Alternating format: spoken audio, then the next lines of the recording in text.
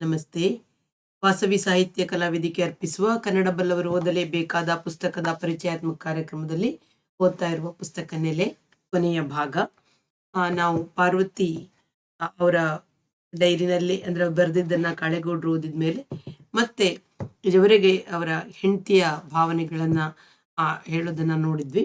ಅದಾದ ಬಳಿಕದ ಮುಂದಿನ ಭಾಗವನ್ನ ಕೇಳೋಣ. ಆ ರಾತ್ರಿ ಇಂದಿರೆಯು ಜಗಲಿಯ ಮೇಲೆ ಮಾವಯ್ಯನ ಹಾಸಿಗೆ ಹಾಕಿ ಸೊಳ್ಳೆ ಪರದೆ ಕಟ್ಟುತ್ತಿದ್ದಾಗ ಕುಮಾರ ಅಲ್ಲೇ ಇದ್ದ. ಅವನು ಅವರ ಪಕ್ಕದಲ್ಲೇ ಜಮಖಾನದ ಮೇಲೆ ಮಲಗುತ್ತಿದ್ದ. ಅವರ ದಿಂಬಿನ ಅಡಿಯಲ್ಲಿ ಇದ್ದ ಸ್ವಂತ ವಿಷಯದ ಪುಸ್ತಕ ಕಣ್ಣಿಗೆ ಬಿತ್ತು. ಮಾವಯ್ಯ ಜಲಬಾಧೆ ತೀರಿಸಲು ಹೊಳೆಬಾಗಿಲಿಗೆ ಹೋಗಿದ್ದರು. ಕುಮಾರ ಪುಸ್ತಕವನ್ನು ಕೈಗೆ ತೆಗೆದು ಮೇಲಿನ ಪುಟ ನಡುವೆ ಎರಡು ಕಡೆ ಕಣ್ಣಾಡಿಸಿದ ಮೇಲೆ ಅದು ತನ್ನ ಅಪ್ಪನ ಸ್ವಂತ ವಿಷಯದ ನಿರೂಪಣೆ ಎಂದು ತಿಳಿಯಿತು. ಮಾವಯ್ಯ ಬಂದಿದ್ದಾರೆ ಎಂಬ ಆತಂಕದಿಂದ ಅದನ್ನು ಸ್ವಸ್ಥಾನದಲ್ಲಿ ಇಟ್ಟರೂ ಅಪ್ಪ ಬೇರಾರಿಗೂ ಹೇಳಲಾರದ ಸಂಗತಿಗಳನ್ನು ಅದರಲ್ಲಿ ಬರೆದಿದ್ದಾರೆ. ಮಾವಯ್ಯ ಓದುತ್ತಿದ್ದಾರೆ ಎಂಬುವಷ್ಟು ಸ್ಪಷ್ಟವಾಗಿ ತಿಳಿಯಿತು. ತಕ್ಷಣ ಒಂದು ಆಶೆ ಹುಟ್ಟಿತು. ಜಗುಲಿಯ ಮೇಲೆ ಮಲಗಲು ಇನ್ನೂ ಇಬ್ಬರು ಬರುವವರಿದ್ದುದರಿಂದ ಮೇಲೆ ಎದ್ದು ಹೊಳೆಬಾಗಿಲಿನ ಹತ್ತಿರಕ್ಕೆ ಹೋಗಿ ಹಿಂದಿರುಗುತ್ತಿದ್ದ ಮಾವಯ್ಯನನ್ನು ಕತ್ತಲೆಯಲ್ಲಿ ಸಂಧಿಸಿ ಕೇಳಿದ, ನಿಮ್ಮ ದಿಂಬಿನ ಅಡಿಯಿರೋದು ಅಪ್ಪನ ಆತ್ಮಕಥೆಯೇ?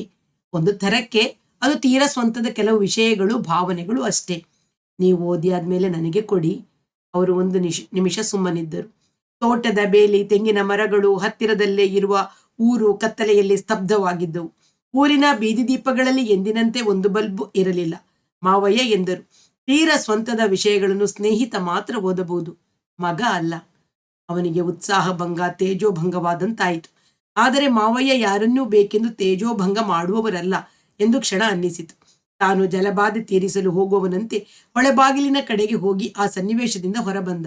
ಸ್ವಲ್ಪ ಹೊತ್ತು ಹೊರಗೆ ನಿಂತಿದ್ದು ಹಿಂದಿರುಗುವಾಗ ಕಣ್ಣುಗಳು ಕತ್ತಲೆಯಿಂದ ಮೇಲೆ ಮಿನುಗುವ ನಕ್ಷತ್ರಗಳ ಕಡೆಗೆ ಹೋದವು. 5 ನಿಮಿಷ ಅವನ್ನೇ ನೋಡುತ್ತಿದ್ದಾಗ ಒಳಗಡೆ ತಳಮಳ ಶುರುವಾಯಿತು. ತನಗೆ ಏನೋ ಇಲ್ಲದಂತಹ, ಇದ್ದುದನ್ನು ಕಳೆದುಕೊಂಡಂತಹ ಭಾವ.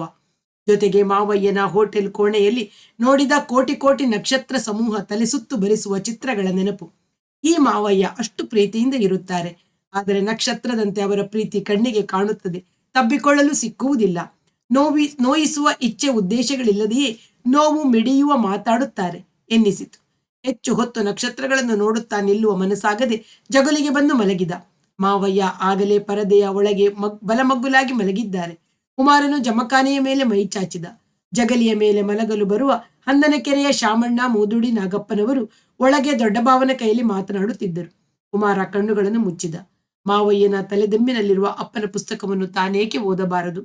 ತಮ್ಮ ಪಾರ್ವತಮ್ಮನ ವಿಷಯಗಳನ್ನು ಬರೆದುಕೊಂಡಿರಬೇಕು. ಇಂಥದ್ದನ್ನು ಮಗ ಓದಲು ಅವರಾದರೂ ಒಪ್ಪುತ್ತಿದ್ದರೆ ಬದುಕಿದ್ದಾಗ.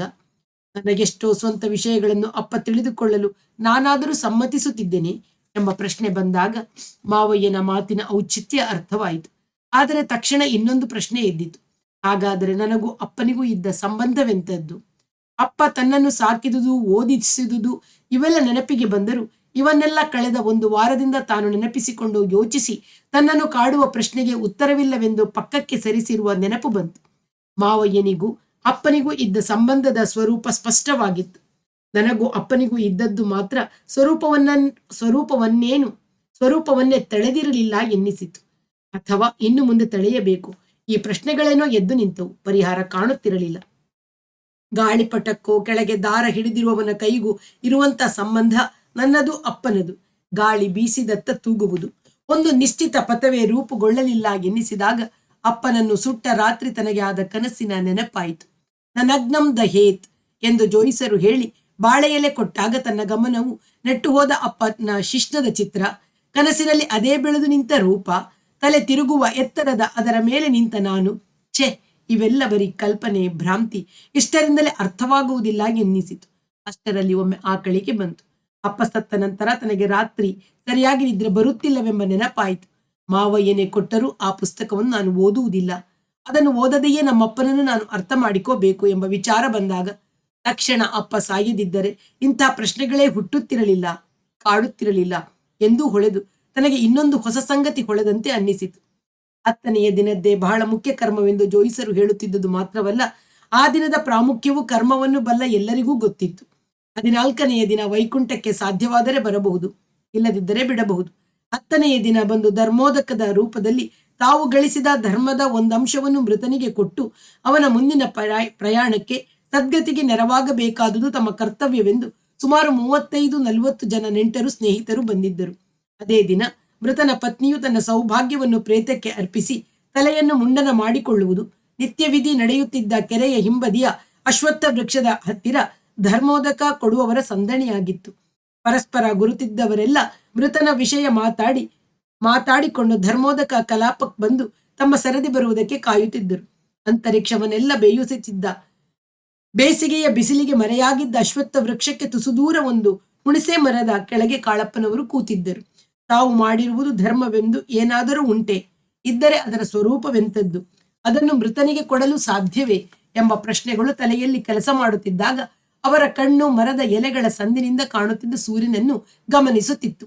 ಸೂರ್ಯನ ಹೊರಮೈ ವಲಯದಲ್ಲಿ 5,000 ಡಿಗ್ರಿ ಸೆಂಟಿಗ್ರೇಡ್ ಇರುತ್ತಂತೆ. 9 ಕೋಟಿ ಮೈಲಿ ದೂರ ಭೂ ವಾತಾವರಣವನ್ನು ಹಾಯ್ದು ಹಾಸನದ ಈ 3,000 ಅಡಿ ಎತ್ತರದ ಬೇಸಿಗೆಯಲ್ಲಿ 34 ಡಿಗ್ರಿ ಸೆಂಟಿಗ್ರೇಡ್ ಎಂದು ಮನಸ್ಸಿನ ಒಂದು ಮುಖ ಲೆಕ್ಕ ಹಾಕುತ್ತಿದ್ದಾಗ ತುಸು ದೂರದಲ್ಲಿ ಗುಂಡಪ್ಪನವರು ಕಣ್ಣಿಗೆ ಬಿದ್ದರು. ತಮ್ಮನ್ನೇ ಹುಡುಕಿಕೊಂಡು ಬರುತ್ತಿರುವಂತೆ ಕಂಡ ಅವರನ್ನು ಕೈ ನೀಡಿ ಕರೆದು ಇವರು ಎದ್ದು ನಿಂತರು. ಇಕಾ ಕೊಳ್ಳಿ, ಇವತ್ತು ಬೆಳಿಗ್ಗೆ ಪೋಸ್ಟಿನಲ್ಲಿ ಬಂತು. ತಮ್ಮ ಜುಬ್ಬದ ಜೇಬಿನಿಂದ ತೆಗೆದು ಒಂದು ಕವರನ್ನು ಇವರ ಕೈಗೆ ಇಟ್ಟರು. ಶ್ರೀ KS ಸಾಣೆಗೆರೆ ಉರ್ಫ್ ಕಾಳಪ್ಪನವರು, ಕೇರ್ ಆಫ್ ಗುಂಡಪ್ಪನವರ ಹೋಟೆಲು ಎಂಬ ವಿಳಾಸ ಓದಿದ ಅಕ್ಷರದಿಂದ ಇವರಿಗೆ ಕಾಗದ ಯಾರದ್ದೆಂದು ತಿಳಿಯಲಿಲ್ಲ. ಆದರೆ ಹಿಂಬದಿಯಲ್ಲಿ ತಿರುಗಿಸಿ ಕಂಡ ವಿಳಾಸದಿಂದ ರಾಮುವಿನದು ಎಂದು ತಿಳಿದು ಉತ್ಸುಕರಾದರು.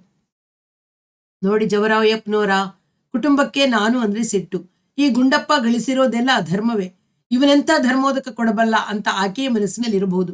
ಆದರೆ ಸ್ನೇಹಿತರಿಗೆ ಈ ಸಂದರ್ಭದಲ್ಲಿ ನಮ್ಮ ಸಂಪಾದನೆಯಲ್ಲಿ ಪಾಲು ಕೊಡದ ಮೇಲೆ ನಾವು ಬದುಕಿದ್ದು ಪ್ರಯೋಜನವೇನು? ಗುಂಡಪ್ಪನವರ ಮಾತು ಕೇಳಿ ಕಾಳಪ್ಪನವರಿಗೆ ಸೂರ್ಯನನ್ನು ನೋಡುವಾಗ ಬಾಧಿಸುತ್ತಿದ್ದ ಒಂಟಿತನ ಕ್ಷಣಕಾಲ ಕಳೆದಂತಾಯಿತು. ಅಷ್ಟರಲ್ಲಿ ಗುಂಡಪ್ಪನವರನ್ನು ಯಾರೋ ಕೂಗಿದರು. ಶಾಂತಿ ಗ್ರಾಮದ ಲಿಂಗಣ್ಣಯ್ಯ ಕೂಗುತ್ತಿದ್ದಾರೆ, ಬತ್ತೀನಿ 1 ನಿಮಿಷ ಅಂತ ಅವರೇ ಹೇಳಿ ಅರಳಿ ಮರದ ಕಡೆಗೆ ನಡೆದ ಮೇಲೆ ಇವರು ಕವರನ್ನು ಒಡೆದರು. ತೀರ್ಥರೂಪು ಕಾಳಪ್ಪನವರಿಗೆ ರಾಮಮೂರ್ತಿಯ ಕೃತಜ್ಞತಾಪೂರ್ವಕ ನಮಸ್ಕಾರಗಳು. ಹೈದರಾಬಾದ್ ತಲುಪಿದ ಸಂಜೆಯೇ ರಂಗಾಪುರಕ್ಕೆ ಬಂದೆ. ಈ ದೊಡ್ಡ ಟೆಲಿಸ್ಕೋಪ್ ಅನ್ನು ಚಲಿಸುವ ಬೇಕಾದ ರೇಖೆಗೆ ನಿಲ್ಲಿಸಿಕೊಳ್ಳುವ ಕೆಲಸಗಳೆಲ್ಲ ಅರ್ಧ ಗಂಟೆಯಲ್ಲಿ ಕಲಿಯಬಹುದಾದದ್ದು. ಅದೃಷ್ಟಕ್ಕೆ ಈಗ ಮೋಡವಿಲ್ಲ. ಇಡೀ ರಾತ್ರಿ ನಾನು ನಕ್ಷತ್ರ ವೀಕ್ಷಣೆಯಲ್ಲೇ ಮಗ್ನನಾಗಿರುತ್ತೇನೆ. ನಾನು ಕನಸು ಕಾಣುತ್ತಿದ್ದ ಅನುಭವ ಇದು. 1 ವರ್ಷ ಕೆಲಸ ಮಾಡಿದರೆ ಈ ಟೆಲಿಸ್ಕೋಪಿನ ಮೂಲಕ ಕಾಣಬಹುದಾದ ಎಲ್ಲ ನಕ್ಷತ್ರಗಳ ಅವುಗಳ ಪ್ರಕಾಶ ಸಾಂದ್ರತೆಯನ್ನು ಗುರುತಿಸಬಹುದು. ಅನಂತರ ಯಾವುದಾದರೂ ನಕ್ಷತ್ರ ಪುಂಜದ ಅಥವಾ ನಕ್ಷತ್ರ ದೂರದ ಮೇಲೆ ಟೆಲಿಸ್ಕೋಪ್ ಅನ್ನು ಕೇಂದ್ರೀಕರಿಸಿ ತಿಂಗಳು ವರ್ಷಗಟ್ಟಲೆ ಬೇರೆ ಬೇರೆ ಋತುಗಳಲ್ಲಿ ಅಧ್ಯಯನ ಮಾಡಿ ಯಾವುದಾದರೊಂದು ಸಮಸ್ಯೆಯ ಉತ್ತರ ಕಾಣುವ ಭರವಸೆ ಇಡಬಹುದು. ಆರಂಭದ ದಿಶೆಯಲ್ಲಿ ಇಂತಹ ಅನುಭವವು ಅಗತ್ಯವಾದರೂ ಹೀಗೆ ನೇರವಾಗಿ ಕಣ್ಣಿನಿಂದ ಟೆಲಿಸ್ಕೋಪ್ ಮೂಲಕ ನಕ್ಷತ್ರಗಳನ್ನು ವೀಕ್ಷಿಸುವುದು ತಾಂತ್ರಿಕವಾಗಿ ತೀರ ಹಳೆಯ ಹಿಂದೆ ಬಿದ್ದ ವಿಧಾನ. ರೇಡಿಯೋ ಟೆಲಿಸ್ಕೋಪಿ ಬೆಳೆದ ನಂತರ ಈ ತೆರನಾದ ನೇರ ವೀಕ್ಷಣೆಯ ವಿಧಾನ ಹಿಂದೆ ಬಿದ್ದಿದೆ. ಸಾಧ್ಯವಾದಷ್ಟು ಬೇಗ ಇದರಲ್ಲಿ ಪರಿಶ್ರಮ ಪಡೆದು ರೇಡಿಯೋ ಟೆಲಿಸ್ಕೋಪಿಗಾಗಿ ಅಮೆರಿಕೆಗೆ ಹೋಗಬೇಕು. ಹೀಗೆ ರಾತ್ರಿಯ ವೇಳೆ ಆಕಾಶ ನೋಡಿದರೆ ವಿಶ್ವದ ರಹಸ್ಯವನ್ನು ಪ್ರವೇಶಿಸಿದಂತಾಗುವುದಿಲ್ಲ ಎನ್ನಿಸುತ್ತದೆ. ನಿಮ್ಮ ತೀರ ಆತ್ಮೀಯ ಸ್ನೇಹಿತರು ನಿಧನರಾದ ಸುದ್ದಿ ತಿಳಿದು ನನಗೆ ದುಃಖವಾಗಿದೆ. ಅಲ್ಲಿಯ ಕೆಲಸ ಮುಗಿದ ಮೇಲೆ ನೀವು ನೇರವಾಗಿ ಇಲ್ಲಿಗೆ ಬನ್ನಿ. ಇಲ್ಲಿಯ ವೀಕ್ಷಣಾಲಯದ ಅತಿಥಿ ಗೃಹದಲ್ಲಿ ನಿಮಗೆ ಎಷ್ಟು ದಿನ ಬೇಕಾದರೂ ವ್ಯವಸ್ಥೆ ಮಾಡುವುದಾಗಿ ಪ್ರೊಫೆಸರ್ ಹೇಳಿದ್ದಾರೆ. ನೀವು ರಾತ್ರಿ ಎಲ್ಲ ಟೆಲಿಸ್ಕೋಪಿನಲ್ಲಿ ನನ್ನ ಜೊತೆಗೂ ನೋಡಬಹುದು. ಇವರ ಮನಸ್ಸು ಉತ್ಸುಕವಾಯಿತು. ರಾಮುವಿಗೆಂದುಕೊಂಡ ಸಣ್ಣ ಟೆಲಿಸ್ಕೋಪಿನಲ್ಲಿ ತಾವು ಒಂದು ಮಧ್ಯಾಹ್ನ ಸೂರ್ಯನನ್ನು ನೋಡಲು ಹೊರಟು ತಕ್ಷಣ ಅವನು ಎಚ್ಚರಿಸದಿದ್ದರೆ ಕಣ್ಣು ಕಳೆದುಕೊಳ್ಳಬೇಕಾಗಿದ್ದುದು ನೆನಪಾಯಿತು. ಅಷ್ಟು ದೊಡ್ಡ ಟೆಲಿಸ್ಕೋಪಿನಲ್ಲಿ ನೋಡಿದರೂ ಕಣ್ಣಿಗೆ ಶಾಖ ಪ್ರಕಾಶಗಳ ಘಾತವಾಗಿರಬೇಕಾದರೆ ಆ ಸೂರ್ಯರುಗಳು ಎಷ್ಟು ದೂರವಿರಬೇಕು? ಇದನ್ನು ಒಂದು ವಿಧಾನವಾಗಿ ಬಳಸುತ್ತಾರಲ್ಲವೇ ದೂರವನ್ನು ಗುಣಿಸಲು ಎಂದುಕೊಳ್ಳುತ್ತಿರುವಾಗ ಕೆರೆಯ ಕಸ್ತೂರಳ್ಳಿಯ ಕೋಡಿಯ ಕಡೆಯಿಂದ ಸುಬ್ಬಲಕ್ಷ್ಮಿ ಒಬ್ಬ ಮಡಿ ಹೆಂಗಸಿನ ಜೊತೆಗೆ ನಡೆದು ಬರುತ್ತಿರುವುದು ಕಾಣಿಸಿತು. ಅಷ್ಟು ದೂರದಲ್ಲೂ ಬಿಸಿಲಿನಲ್ಲಿ ಢಾಳಾಗಿ ಕಾಣುವ ಹಣೆಯ ಕುಂಕುಮ, ಕೆನ್ನೆಗಳ ಮೇಲೆ ಮಿನುಗುವ ಹಳದಿ ಅರಶಿನ, ಮುಂಗೈಯಿಂದ ಮೊಣಕೈ ತನಕ ಹೊಳೆಯುವ ಗಾಜಿನ ಬಳೆಗಳು, ದೊಡ್ಡಂಚಿನ ಹೊಸ ಸೀರೆ, ಮುಡಿ ತುಂಬಿ ಜಿಗಿದು ಮುಂಬದಿಗೂ ಕಾಣುವ ಹೂವಿನ ರಾಶಿ, ಮಡಿಲಿನಲ್ಲಿ ಏನೋ ತುಂಬಿ ಹಿಡಿದು ತರುತ್ತಿದ್ದಾಳೆ. ಶಾಸ್ತ್ರದ ಸೌಗಲಕ್ಕೆ ಇರಬಹುದು. ಇವರಿಗೆ ಮರುಕ ಉಂಟಾಯಿತು. ಹೋಗಿ ಅವಳ ಹತ್ತಿರ ನಿಲ್ಲುವ ಮನಸ್ಸಾದರೂ ಏನೋ ಒಂದು ರೀತಿಯ ಉದಾಸ ಭಾವ. ಮರುಕವನ್ನು ಮೀರಿದ ಮರುಕ ಅನುಕಂಪಗಳ ಪ್ರೀತಿಗಳ ಅರ್ಥವೆಲ್ಲ ಕರಗಿ ಇಲ್ಲವಾಗುವ ಉರಿ ವಿಸ್ತಾರದ ಭಾವ ಆಕ್ರಮಿಸಿತು. ಅವಳು ಅರಳಿ ಮರದ ಹತ್ತಿರ ಬರುವಾಗ ಧರ್ಮೋದಕ ಕೊಡಲು ಬಂದವರೆಲ್ಲ ತಾವಾಗಿಯೇ ದೂರ ಹೊರಟು ಹೋದರು. ಕುಮಾರ ಶ್ರೀಧರರು ದೂರ ಹೋದರು. ಕರ್ಮ ದ್ರವ್ಯಗಳು, ಜೋಯಿಸರು, ಬಿಸಿಲಿನ ತಾಪವನ್ನು ಗುರುತಿಸುತ್ತಿದ್ದ ಅರಳಿ ಮರದ ನೆರಳು ಇಷ್ಟೇ ಉಳಿದವು. ಜೊತೆಗೆ ಬಂದ ಮುದುಕಿ ವಿಧವೆ ಸ್ವಲ್ಪ ಹಿಂದೆ ನಿಂತರು. ತುಂಬಿದ ಮಡಿಲು ಹಿಡಿದು ಬಂದ ಸುಬ್ಬಲಕ್ಷ್ಮಿ ಜೋಯಿಸರು ಹೇಳಿದಂತೆ ಬಲಿಯನ್ನು ಒಮ್ಮೆ ನೋಡಿದಳು. ಮಣ್ಣಿನಿಂದ ಮಾಡಿದ ವೇದಿಕೆಯ ಮೇಲೆ 3 ಶಿಲೆಗಳನ್ನು ಇಟ್ಟಿದ್ದರು. ನೋಡಮ್ಮ, ದಕ್ಷಿಣಕ್ಕಿರೋದು ಯಮಶಿಲೆ, ಉತ್ತರಕ್ಕಿರೋದು ರುದ್ರಶಿಲೆ, ನಡುವಿನದೇ ಪ್ರೇತಶಿಲೆ. ನಿಮ್ಮ ಯಜಮಾನರೇ ಅವರು. ಶಿಲಾತ್ರಯ, ಪೂಜಾ ಪುರಸ್ಸರ ಈ 3ಕ್ಕೂ ಆವಾಹನೆ, ಆಸನ, ಪಾದ್ಯ, ಅರ್ಘ್ಯ, ಆಚಮನೀಯದ ನಂತರ ಸ್ನಾನ. ಈಗ ಎಲ್ಲ ಆಗಿ ಲಜ್ಜಾ ನಿವಾರಣಾರ್ಥಂ ವಸ್ತ್ರಂ, ಹಳದಿ ಬಟ್ಟೆ ಹೊದಿಸಿದೆ. ವಾಯು ಸಂಚಾರಾರ್ಥೇ ಪತಾಕ, ತೆಂಗಿನ ಹೊಂಬಾಳೆ ಸಿಕ್ಕಿಸಿದೆ. ಋಣಾನುಬಂಧ ನಿವೃತ್ತ್ಯರ್ಥಂ ಲಾಜ ಎಲ್ಲ ಆಗಿದೆ. ಈಗ ನೀವು ಬಲಿಗೆ 3 ಸಲ ಸಮಪ್ರದಕ್ಷಿಣೆ ಮಾಡಿ ಅಂದರು. ಅವಳು 3 ಸುತ್ತು ಸುತ್ತಿದ ಮೇಲೆ ಅವರು ಹೇಳಿದಂತೆ ಹತ್ತಿರ ಕುಳಿತು ಮಡಿಲಿನಲ್ಲಿದ್ದ ಸೌಭಾಗ್ಯವನ್ನೆಲ್ಲ ಮಧ್ಯದ ತನ್ನ ಗಂಡನಾಗಿದ್ದವರ ಪ್ರೇತಶಿಲೆಯ ಮೇಲೆ ಸುರಿದಳು. ಪುರೋಹಿತರೆ ಅವಳ ತಲೆಯ ಹೂವನ್ನು ಕಿತ್ತು ಹಾಕಿದರು. ಅವಳಿಗೆ ಕಳಲಿಕೆ ಬರುವಂತಾಯಿತು. ದೃಷ್ಟಿ ಪ್ರೇತಶಿಲೆಯ ಮೇಲೆ ನಟ್ಟು ಅದು ತನ್ನೊಳಕ್ಕೂ ತಾನು ಅದರೊಳಕ್ಕೂ ಪ್ರವೇಶಿಸುತ್ತಿರುವಂತೆನ್ನಿಸಿತು. ಜೋಯಿಸರು 2 ಬೆಣಚು ಕಲ್ಲುಗಳನ್ನು ಒಂದೊಂದು ಕೈಲೂ ಹಿಡಿದು ಅವುಗಳ ನಡುವೆ ಗಾಜಿನ ಬಳೆಗಳು ಬರುವಂತೆ ಜೋಡಿಸಿ ಬಡಿದು ಪುಡಿ ಪುಡಿ ಮಾಡಿ ಹಾಕಿದರು. ಅನಂತರ ಚಿನ್ನದ ಬಳೆ, ಕಿವಿಯ ಓಲೆ, ಮೂಗುತಿ, ಕಾಲುಂಗರಗಳನ್ನು ಬಿಚ್ಚುವಂತೆ ಅವಳಿಗೆ ಹೇಳಿದರು. ಅವಳು ಬಿಚ್ಚಿದ ಮೇಲೆ ಒಂದು ಕಾಗದದಲ್ಲಿ ಸುತ್ತಿ ಹಿಂದೆ ನಿಂತಿದ್ದ ವೃದ್ಧೆ ವಿಧವೆಗೆ ಕೊಡುವಂತೆ ಹೇಳಿ ಬಳೆಗಳನ್ನೊಡೆದ ಬೆಣಚು ಕಲ್ಲುಗಳಿಂದ ಮಂಗಲ ಸೂತ್ರದ ದಾರವನ್ನು ಚಚ್ಚಿ ಕಿತ್ತು ಕರಿಮಣೆಗಳನ್ನು ಪ್ರೇತಶಿಲೆಯ ಮೇಲೆ ಸುರಿದರು. ಚಿನ್ನದ ತಾಳಿ, ಕೋವಿ ಗುಂಡುಗಳನ್ನು ತೆಗೆದುಕೊಳ್ಳುವಂತೆ ವೃದ್ಧೆಗೆ ಹೇಳಿ ಸುಬ್ಬಲಕ್ಷ್ಮಿಯ ಕಡೆಗೆ ತಿರುಗಿ ಅಂದರು. ನಾನು ಹೇಳಿದಂತೆ ನೀವು ಹೇಳಬೇಕು. ಮೇರು ಮಂದಾರ ತುಲ್ಯಾನಿ ಪಾಪಾನಿ ವಿವಿಧಾನಿ ಚ ಕೇಶಾನಾಶ್ರಿತ್ಯ ತಿಷ್ಠಂತಿ ತಸ್ಮಾತ್ ಕೇಶಾನ್ ವಪಾಮ್ಯಹಂ. ಮೇರು ಮಂದರ ಸಮನಾದ ವಿವಿಧ ಪಾಪಗಳು ಕೂದಲನ್ನಾಶ್ರಯಿಸಿ ನಿಂತಿರುತ್ತವೆ. ಆದ್ದರಿಂದ ನಾನು ಈ ಕೂದಲನ್ನು ವಪನ ಮಾಡಿಕೊಳ್ಳುತ್ತೇನೆ. ಆಯ್ತೇ? ಈ ದರ್ಬೆ ಕೈಗೆ ತೆಗೆದುಕೊಳ್ಳಿ. ಇದೇ ಕತ್ತಿ ಅಂತ ಭಾವಿಸಿ ತಲೆಗೆ ತಗುಲಿಸಿ ಕೂದಲನ್ನು ಕ್ಷೌರ ಮಾಡಿಕೊಂಡಂತೆ ಮಾಡಿ. ಆಯ್ತೇ? ದರ್ಬೆಯನ್ನು ದಕ್ಷಿಣ ದಿಕ್ಕಿಗೆ ಹಾಕಿ. ಈಗ ಕೈ ತೊಳೆದುಕೊಳ್ಳಿ. ಇಲ್ಲಿಗೆ ನಮ್ಮ ಶಾಸ್ತ್ರ ಆಯ್ತು. ತಲೆ ತೆಗೆಸಿಕೋಬೇಕು ಅಂತ ನಿಮ್ಮ ತೀರ್ಮಾನವಾಗಿ ಕ್ಷೌರಿಕನನ್ನು ಕರೆಸಿದ್ದರೆ ಅಲ್ಲಿ ಯಾವುದಾದರೂ ಮರದ ಕೆಳಗೆ ಕೂತು ತೆಗೆಸಿಕೊಂಡು ಕೆರೆಗೆ ಹೋಗಿ ಸ್ನಾನ ಮಾಡಬೇಕು. ಸ್ನಾನ ಮುಗಿಸಿ ಮೆಟ್ಟಿಲ ಮೇಲೆ ನೀವು ತಲೆ ಬಗ್ಗಿಸಿ ಕೂತಿರುವಾಗ ನಿಮ್ಮ ಮಗ ಕೆಂಪಿನ ಸೀರೆಯನ್ನು ನಿಮ್ಮ ಮೇಲೆ ಕೌಚಬೇಕು. ಇಲ್ಲದಿದ್ದರೆ ನೀವು ಖಾಲಿ ಸ್ನಾನ ಮಾಡಿಕೊಂಡು ಮನೆಗೆ ಹೋಗಬಹುದು.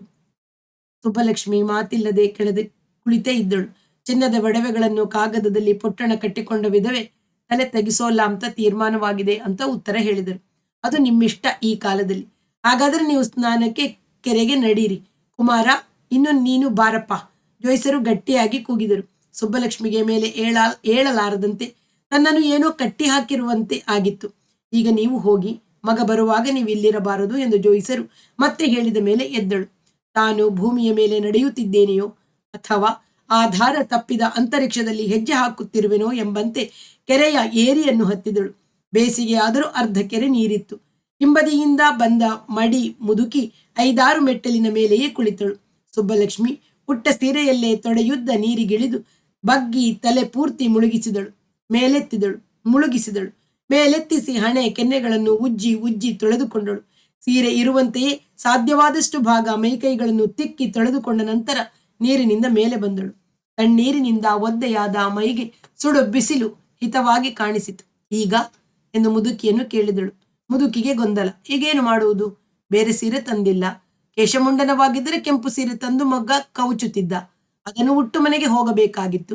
ತನಗೆ ಆದದ್ದು ಹೀಗೆ. ಸಕೇಶಿಯಾಗಿ ಉಳಿದಿರುವಾಗ ಎಂಥದ್ದಾದರೂ ಬೇರೆ ಸೀರೆ ತರಬೇಕಿತ್ತು. ಈ ಅಂಶದಲ್ಲಿ ಶಾಸ್ತ್ರ ಏನಿದೆ ಅಂತ ಪುಟ್ಟಯ್ಯನನ್ನು ಮೊದಲೇ ಕೇಳಬೇಕಾಗಿತ್ತು. ಅವನಾದರೂ ವಪನ ಉಂಟೆ ಇಲ್ಲವೇ ಅಂತ ಮೊದಲೇ ವಿಚಾರಿಸಿ ಹೀಗಾದರೆ ಹೀಗೆ ಮಾಡಬೇಕು ಅಂತ ತಿಳುವಳಿಕೆ ಕೊಡಬೇಕಾಗಿತ್ತು. ಜೋಯಿಸನಾಗಿ ಅವನು ಏನು ಹೇಳಲಿಲ್ಲ. 2 ನಿಮಿಷ ನಿಂತಿದ್ದ ನಂತರ ಮುದುಕಿ ಒದ್ದೆ ಸೀರೆಯಲ್ಲೇ ಮನೆಗೆ ಹೋಗೋದೋ ಅಥವಾ ಇನ್ನೊಂದು ಎಂತಾದ್ರೂ ಸೀರೆ ತರೋದೋ ಎಂದು ಇವಳನ್ನೇ ಕೇಳಿದರು. ಅಚ್ಚಕ್ಕ, ಒದ್ದೆ ಸೀರೆಯುಟ್ಟು ಹೇಗೆ ಹೋಗ್ಲಿ? ಅಲ್ಲಿ ಅಷ್ಟು ಜನ ಗಂಡಸರಿರೋವಾಗ ನಾನು ಇಲ್ಲೇ ಇರ್ತೀನಿ. ಒಂದಿಷ್ಟು ದೂರವಾದ್ರೂ ಚಿಂತೆ ಇಲ್ಲ. ನೀವು ಮನೆಗೆ ಹೋಗಿ ಒಂದು ಒಣಗಿದ ಸೀರೆ ತಂದ್ಬಿಡಿ. ಅಚ್ಚಕ್ಕ ಒಡವೆಯನ್ನು ಕೈಲಿ ಹಿಡಿದು ಸರಸರನೆ ನಡೆದು ಹೋದರು. ಮನೆ ಅಂಥ ಶಾನೆ ದೂರವೇನಿಲ್ಲ. ಸುಬ್ಬಲಕ್ಷ್ಮಿ ಮತ್ತೆ ನೀರಿಗಿಳಿದು ಎದೆ ಮುಳುಗುವಂತೆ ಕುಳಿತಳು. ಎಷ್ಟು ಸುಲಭದಲ್ಲಿ ಕಿತ್ತು ಹಾಕಿಬಿಟ್ಟರು ಮಾಂಗಲ್ಯನ. ಇದನ್ನ ಕಟ್ಸ್ಕೊಳ್ಳಕ್ಕೆ ಎಷ್ಟು ಕಷ್ಟ ಹೆಂಗಸಿಗೆ. ಹುಡ್ಕೋದೆಷ್ಟು, ಕೊಡೋದೆಷ್ಟು. ಎಂಬ ಆಲೋಚನೆ ಬಂದಾಗ ಅವಳಿಗೊಮ್ಮೆ ಅಳು ಬಂತು. ಕಣ್ಣಿಗೆ ತುಂಬಿಕೊಂಡ ನೀರನ್ನು ಕೆರೆಯ ನೀರಿನಿಂದಲೇ ತೊಳೆದುಕೊಂಡಳು. ಕತ್ತೆತ್ತಿ ನೋಡಿದಳು. ನೆತ್ತಿಯ ಮೇಲೆ ಸೂರ್ಯ ಉರಿಯುತ್ತಿತ್ತು. ಈ ಸಲ ಬೇಸಿಗೆ ಬೇಗನೆ ಶುರುವಾಗಿದೆ. ಮಳೆಗಾಲವು ಬೇಗ ಶುರುವಾದರೆ ದನಕ್ಕೆ ಒಂದಿಷ್ಟು ಚಿಗುರು ಹುಟ್ಟುತ್ತೆ. ತ್ವಾಟಕ್ಕೆ ಮುಂಗಾರಿನ ಜ್ವಾಳ ಹಾಕಿದರೆ ಎಂದುಕೊಳ್ಳುವಾಗ ಹಿಂಬದಿಯಿಂದ ಯಾರದೋ ಹೆಜ್ಜೆಯ ಸದ್ದು. ಯಾರಾದರೂ ಗಂಡಸರು ಬಂದಾರೆಂದು ಗಡಿಬಿಡಿಯಿಂದ ಒದ್ದೆಯ ಸೆರಗನ್ನೇ ಸರಿ ಮಾಡಿಕೊಳ್ಳುತ್ತಿರುವಾಗ, ನೀನಿನ್ನೂ ಒಬ್ಬಳೇ ಇಲ್ಯಾಕಿದ್ದೀಯಮ್ಮ? ಕುಮಾರನ ಧ್ವನಿ. ಅಚ್ಚಕ್ಕ ಸೀರೆ ತರಲು ಹೋಗಿರುವುದು ಇವನಿಗೆ ಗೊತ್ತಿಲ್ಲವೆಂದು ತಿರುಗಿ ನೋಡಿದಳು. ಅವನು ಸ್ನಾನ ಮಾಡಲು ಬರುತ್ತಿದ್ದಾನೆ. ಕಮಾನಿನಂತೆ ನೆತ್ತಿಯ ಮುಂಭಾಗ ಮಾತ್ರವಲ್ಲ, ಸಂಪೂರ್ಣವಾಗಿ ತಲೆಯನ್ನು ಕ್ಷೌರ ಮಾಡಿಸಿಕೊಂಡಿದ್ದಾನೆ. ಮಂಡೆ ಕೊಟ್ಟವನಂತೆ. ಅವಳಿಗೆ ಒಳಗೆ ಬೆಚ್ಚುವಂತಾಯಿತು. ನೀನು ಮಾಡಿಸ್ಕೊಂಡೆಯಾ? ಅವತ್ತು ನಂಬಿಕೆ ಇಲ್ಲ ಅಂದಿಯಂತೆ. ಅವತ್ತು ಹಾಗನ್ನಿಸಿತು. ದಹನ ದಿನ ಮಾಡಿಸ್ಕೊಳ್ಳೋಕೆ ಆಗದೆ ಇದ್ದವರು 10ನೇ ದಿನ ಮಾಡಿಸ್ಕೋಬಹುದು ಅಂದ್ರು. ಅವತ್ತು ಮಾಡಿಸ್ಕೊಂಡ್ರು, ಇವತ್ತು ಮತ್ತೆ ಮಾಡಿಸ್ಕೊಳ್ಳೋದು ಉತ್ತಮ ಶಾಸ್ತ್ರ ಅಂದ್ರು. ಆತ್ಮಶುದ್ಧಿಗೆ, ಪಿತೃವಿಗೆ, ಮುಕ್ತಿಗೆ ಮಕ್ಕಳು ವಪನ ಮಾಡಿಸ್ಕೋಬೇಕು ಅಂತ ಶಾಸ್ತ್ರವಂತೆ. ಕ್ಷೌರದೂನು ಎಲ್ಲಿ ಬಂದಿದ್ದ? ಅಲ್ಲೇ ಹತ್ತಿರದ ಮರದ ಕೆಳಗೆ ಕೂತಿದ್ದ. ಈ ಮಗನು ತನ್ನನ್ನು ಭರ್ತ್ಸನೆ ಮಾಡುತ್ತಿದ್ದಾನೆಂದು ಅವಳಿಗೆ ಅನ್ನಿಸಿತು. ಮಗನ ನುಣ್ಣನೆಯ ತಲೆ ಮಧ್ಯಾಹ್ನದ ಬೇಸಿಗೆಯ ಬಿಸಿಲಿಗೆ ಪಳಪಳ ಹೊಳೆಯುತ್ತಿತ್ತು. ಅವಳು ನೀರಿನಲ್ಲಿ ಕುಳಿತೇ ಇದ್ದಳು.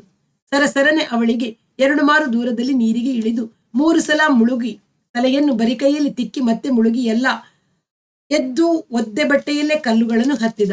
ಅವಳಿಗೆ ಅಳು ಬಂತು. ನಿನಗೆ ಸೀರೆ ಬೇಕಾ? ಯಾರನ್ನಾದ್ರೂ ಮನೆಗೆ ಕಳಿಸಿ ತರಿಸ್ತೀನಿ ತಾಳು ಎಂದು ಹೇಳಿ ಅವನು ಮುಂದಿನ ಶಾಸ್ತ್ರಕ್ಕಾಗಿ ಹಿಂದಿರುಗುತ್ತಿದ್ದ. ಶ್ರೀಧರ ಮಾಡಿಸ್ಕೊಳ್ಳಿಲ್ವೇ? ಅವಳು ಕೇಳಿದಳು. ನಾನು ಮಾಡಿಸ್ಕ ಅಂತ ಹೇಳಲಿಲ್ಲ, ಅವನಾಗೆ ಮಾಡಿಸ್ಕತೀನಿ ಅಂತ ಅನ್ಲಿಲ್ಲ. ಅವಳಿಗೆ ಕುಮಾರನ ಮೇಲೆ ಸಿಟ್ಟು ಬಂತು.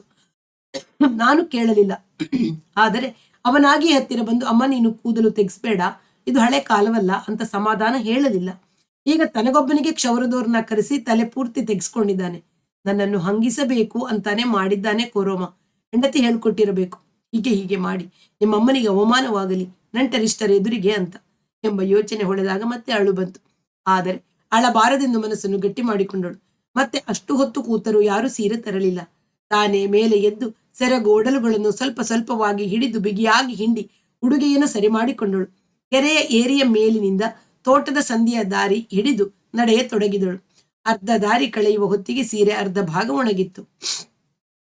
ಈಗ ಸಂಬಂಧಿಗಳೆಲ್ಲ ಒಬ್ಬೊಬ್ಬರಾಗಿ, ಆಮೇಲೆ ಇಷ್ಟಮಿತ್ರರೆಲ್ಲ ಒಬ್ಬೊಬ್ಬರಾಗಿ ಧರ್ಮೋದಕ ಕೊಡೋಕೆ ಬರಬೇಕು.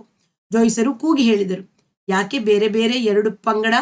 ಶಾಂತಿ ಗ್ರಾಮದ ಲಿಂಗಣ್ಣಯ್ಯ ಕೇಳಿದ್ದಕ್ಕೆ, ಸಂಬಂಧಿಗಳಾದರೆ ಅಶುಚಿ ಪರಿಹಾರಾರ್ಥಂ, ಅಶೌಚ ವಿನಿವೃತ್ಯರ್ಥಂ, ಋಣಾನುಬಂಧ ನಿವೃತ್ಯರ್ಥಂ ಧರ್ಮೋದಕ ಪ್ರದಾನಂ ಕರಿಷ್ಯೆ ಅಂತ. ಬರೀ ಸ್ನೇಹಿತರಾದರೆ ಋಣಾನುಬಂಧ ನಿವೃತ್ಯರ್ಥಂ ಎಂದು ಮಾತ್ರ ಹೇಳಬೇಕು. ಸ್ನೇಹಿತರಿಗೆ ಅಶೌಚಗಳಿರೋಲ್ಲ. ಋಣಾನುಬಂಧ ನಿವೃತ್ಯರ್ಥಂ ಅಂತ ಯಾರು ಬೇಕಾದರೂ ಕೊಡಬಹುದು. ಜೋಯಿಸರು ವಿವರಣೆ ನೀಡಿದರು. ಅದುವರೆಗೆ ಕಾಳಪ್ಪನವರೊಡನೆ ಮಾತನಾಡುತ್ತಿದ್ದ ಹಾರನಹಳ್ಳಿಯ ಭಾವ, ಸುಬ್ಬಲಕ್ಷ್ಮಿ ನಮಗೆ ಸಂಬಂಧಿಯಾದರೆ ಜವರಾಯಿ ನಿನಗೂ ಸಂಬಂಧಿ, ಈಗ ನೀನು ನನ್ನ ಜೊತೆಗೆ ಬಾ ಎಂದದ್ದಕ್ಕೆ, ಇವರು ಹಾಗೆ ಹುಡುಕಿದರೆ ಒಂದು ಸಣ್ಣ ಉಪಜಾತಿಯಲ್ಲಿ ಯಾರು ಯಾರಿಗೆ ಬೇಕಾದರೂ ಸಂಬಂಧಿಯೇ. ನನಗೆ ಅಶೌಚ ಇಲ್ಲ, ಋಣಾನುಬಂಧ ಮಾತ್ರ ಎಂದ ಮೇಲೆ ಅವರು ಮುಂದೆ ನಡೆದರು. ಹತ್ತಿರವಿದ್ದ ಗುಂಡಪ್ಪನವರು, ಸ್ನೇಹಿತ ಸ್ವಯಂ ಪ್ರೇರಣೆಯಿಂದ ಬಂದು ಕೊಡೋದು ನಿಜವಾದ ಧರ್ಮೋದಕ. ನಂಟರ ಬಲವಂತ ಮಾಘಸ್ನಾನದಿಂದ ಪ್ರೇತಕ್ಕೆ ಏನೂ ಸಂದೇಹವಾಗಲ್ಲ, ಏನಂತೀರಾ ಎಂದು ಕಾಳಪ್ಪನವರು ಮುಗುಳ್ನಕ್ಕರು. ಗುಂಡಪ್ಪನವರಿಗೆ ಖುಷಿಯಾಯಿತು. ಕಾಳಪ್ಪನವರ ಸರದಿ ಬಂದಾಗ ಜೋಯಿಸರು ಎಂದಿನಂತೆ ಅವರ ಬೊಗಸೆಗೆ ನೀರು ತುಂಬಿ ಅದಕ್ಕೆ 2 ಎಳ್ಳು ಕಾಳು ಹಾಕಿ ಕೇಳಿದರು, ನೀವು ಯಾವ ಯಾವ ನದಿಗಳಲ್ಲಿ ಸ್ನಾನ ಮಾಡಿದಿರಿ? ಯಾವ ಯಾವ ದೇವಾಲಯಗಳನ್ನು ಸಂದರ್ಶಿಸಿದಿರಿ? ಯಾವ ಯಾವ ದಾನ ಧರ್ಮ ಮಾಡಿದಿರಿ? ಇದರಲ್ಲಿ ಯಾವ ಧರ್ಮದ ಫಲವು ಮೃತನಿಗೆ ಸಲ್ಲಲಿ ಅಂತ ಸಂಕಲ್ಪ ಮಾಡಿಕೊಂಡು ಈ ನೀರನ್ನು ಈ ಮಧ್ಯದಲ್ಲಿರುವ ಪ್ರೇತಶಿಲೆಯ ಮೇಲೆ 3 ಸಲ ಬಿಡಿ. ಕಾಳಪ್ಪನವರು ಕಣ್ಣು ಮುಚ್ಚಿದರು. ಜೋಯಿಸರ ಪ್ರಶ್ನೆ ತಲೆ ತುಂಬಿಕೊಂಡಿತು. ಉತ್ತರವೂ ಕ್ರಮವೂ ಇಲ್ಲದ ಕಾಡಿನಂತೆ ಎದ್ದು ನಿಂತಿತು. ಅದರಲ್ಲಿ ಇಂಥದ್ದೇ ನಿರ್ದಿಷ್ಟ ಅಂಶವೆಂದು ಗುರುತಿಸಿ ಸಂಕಲ್ಪ ಮಾಡಿ ಧಾರೆ ಎರೆಯಲು ತಿಳಿಯಲಿಲ್ಲ.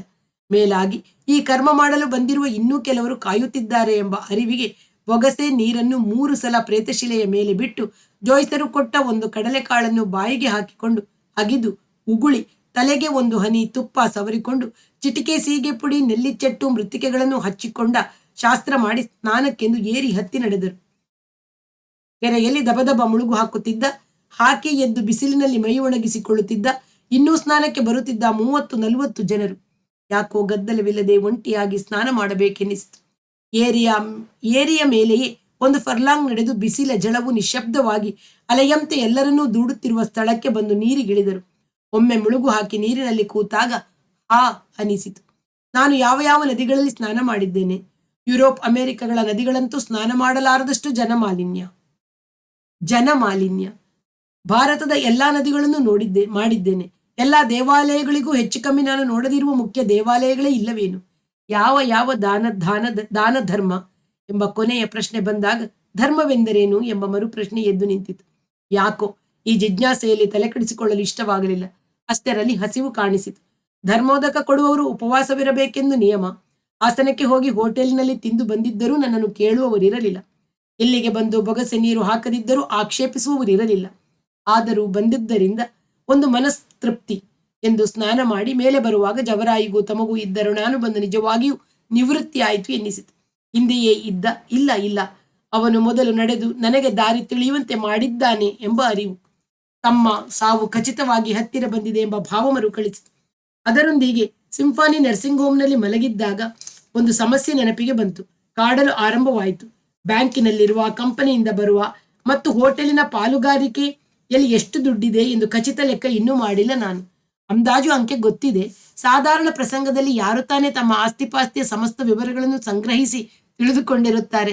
ಬೆಂಗಳೂರಿಗೆ ಹೋದ ಮೇಲೆ ಎಲ್ಲ ವಿವರವನ್ನು ಎಲೆಕ್ಟ್ರಿಕ್ ಕ್ಯಾಲ್ಕುಲೇಟರ್ನಿಂದ ಕೂಡಿ ಲೆಕ್ಕ ತೆಗೆದು ನರ್ಸಿಂಗ್ ಹೋಮಿನಲ್ಲಿ ಹುಟ್ಟಿದ ಸಮಸ್ಯೆ. ಸಾವು ಹತ್ತಿರ ಬರುತ್ತಿದೆ. ಸಾವಿನ ಅರಿವು ಆಗಿ ಹೋಗಿದೆ. ಸತ್ತ ಮೇಲೆ ನನ್ನ ಹಣ ಯಾರಿಗೆ ಹೇಗೆ ವಿನಿಯೋಗವಾಗಬೇಕು? ಅದಕ್ಕೆ ಮೊದಲು ಇದು ಗಹನ ಪ್ರಶ್ನೆಯಾಗಿರಲಿಲ್ಲ. ಯಾರಿಗೋ 1,000, ಯಾವುದೋ ಧರ್ಮಕ್ಕೆ 2,000, ಇನ್ಯಾವುದೋ ಫಂಡಿಗೆ 5,000 ಚೆಕ್ ಬರೆದು ಕೊಡಲು ಹೆಚ್ಚಿನ ವಿವೇಚನೆ ಬೇಕಿರಲಿಲ್ಲ. ಸಾವಿನ ಅರಿವು ಸಂಪೂರ್ಣವಾದಾಗ, ನನಗೂ ಜೀವನಕ್ಕೂ ಇರುವ ಸಂಬಂಧದ ಅನ್ವೇಷಣೆಯಲ್ಲಿ ತೊಡಗಿದಾಗ, ಏನು ಜೀವನ ಅಂದರೆ ನಾವು ಖಚಿತವಾಗಿ ನಂಬುವ 4-6 ಆದರ್ಶ ಮೌಲ್ಯಗಳೇ ತಾನೆ. ನನ್ನ ಗಳಿಕೆಯ ಹಣ ಯಾವ ಯಾವ ಆದರ್ಶಗಳಿಗೆ ಬೇಡ, ಯಾವ ಪ್ರೀತಿ ಪಾತ್ರರಿಗೆ ಸಲ್ಲಬೇಕು. ಬದುಕಿನಲ್ಲಿ ನಿಂತು ಇವರನ್ನು ಆರಿಸುವುದು ಸುಲಭ. ಸಾವಿನಲ್ಲಿ ನಿಂತು ಅತ್ತ ಕಡೆ ಗಾಢ ಕತ್ತಲಿನ ಭಾರವನ್ನು ಹೊತ್ತು ಮುಂದೆ ತನ್ನದಾಗದ, ಆದರೆ ತನ್ನ ಪಾಡಿಗೆ ತಾನು ಸಾಗುವ ಜೀವನದ ಉಬ್ಬುಗಳನ್ನು, ಪ್ರೀತಿ ಸ್ಥಾನಗಳನ್ನು ಗುರುತಿಸಿ ಆರಿಸುವುದು ಎಷ್ಟು ಕಠಿಣ ತಿಳಿದೇ ಇರಲಿಲ್ಲ. ಇಂಥ ಸಮಸ್ಯೆ ಇರುತ್ತದೆ ಎಂಬುದೇ ಗೊತ್ತಿರಲಿಲ್ಲ. ಆಸ್ಪತ್ರೆಗೆ ಬರೆಯಬಹುದು, ವಿಶ್ವವಿದ್ಯಾನಿಲಯಕ್ಕೆ ಬರೆಯಬಹುದು, ಅನಾಥಾಶ್ರಮಕ್ಕೆ, ಕುರುಡಕುಂಟರ ಆಶ್ರಮಕ್ಕೆ, ಯಾರಿಗೆ ಬರೆದರೂ ಕಟ್ಟಕಡೆಯಲ್ಲಿ ಯಾವ ಅರ್ಥವೂ ಇಲ್ಲವೆನಿಸಲು ಶುರುವಾಯಿತು. ಲಂಡನ್ನಲ್ಲವೇ ಈ ಮಾತು ಕೇಳಿದ್ದು? ಹೌದು, ಲಂಡನ್ನೇ.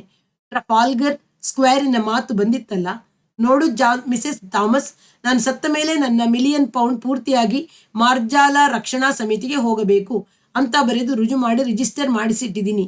Let there not be an uncertainty ಅಂತ.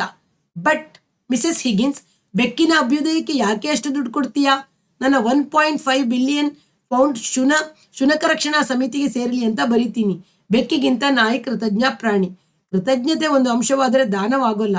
ಬೆಕ್ಕು ನಾಯಿಗಿಂತ ಹೆಚ್ಚು ಲವೆಬಲ್ ಆ್ಯಂಡ್ ಸ್ವೀಟ್.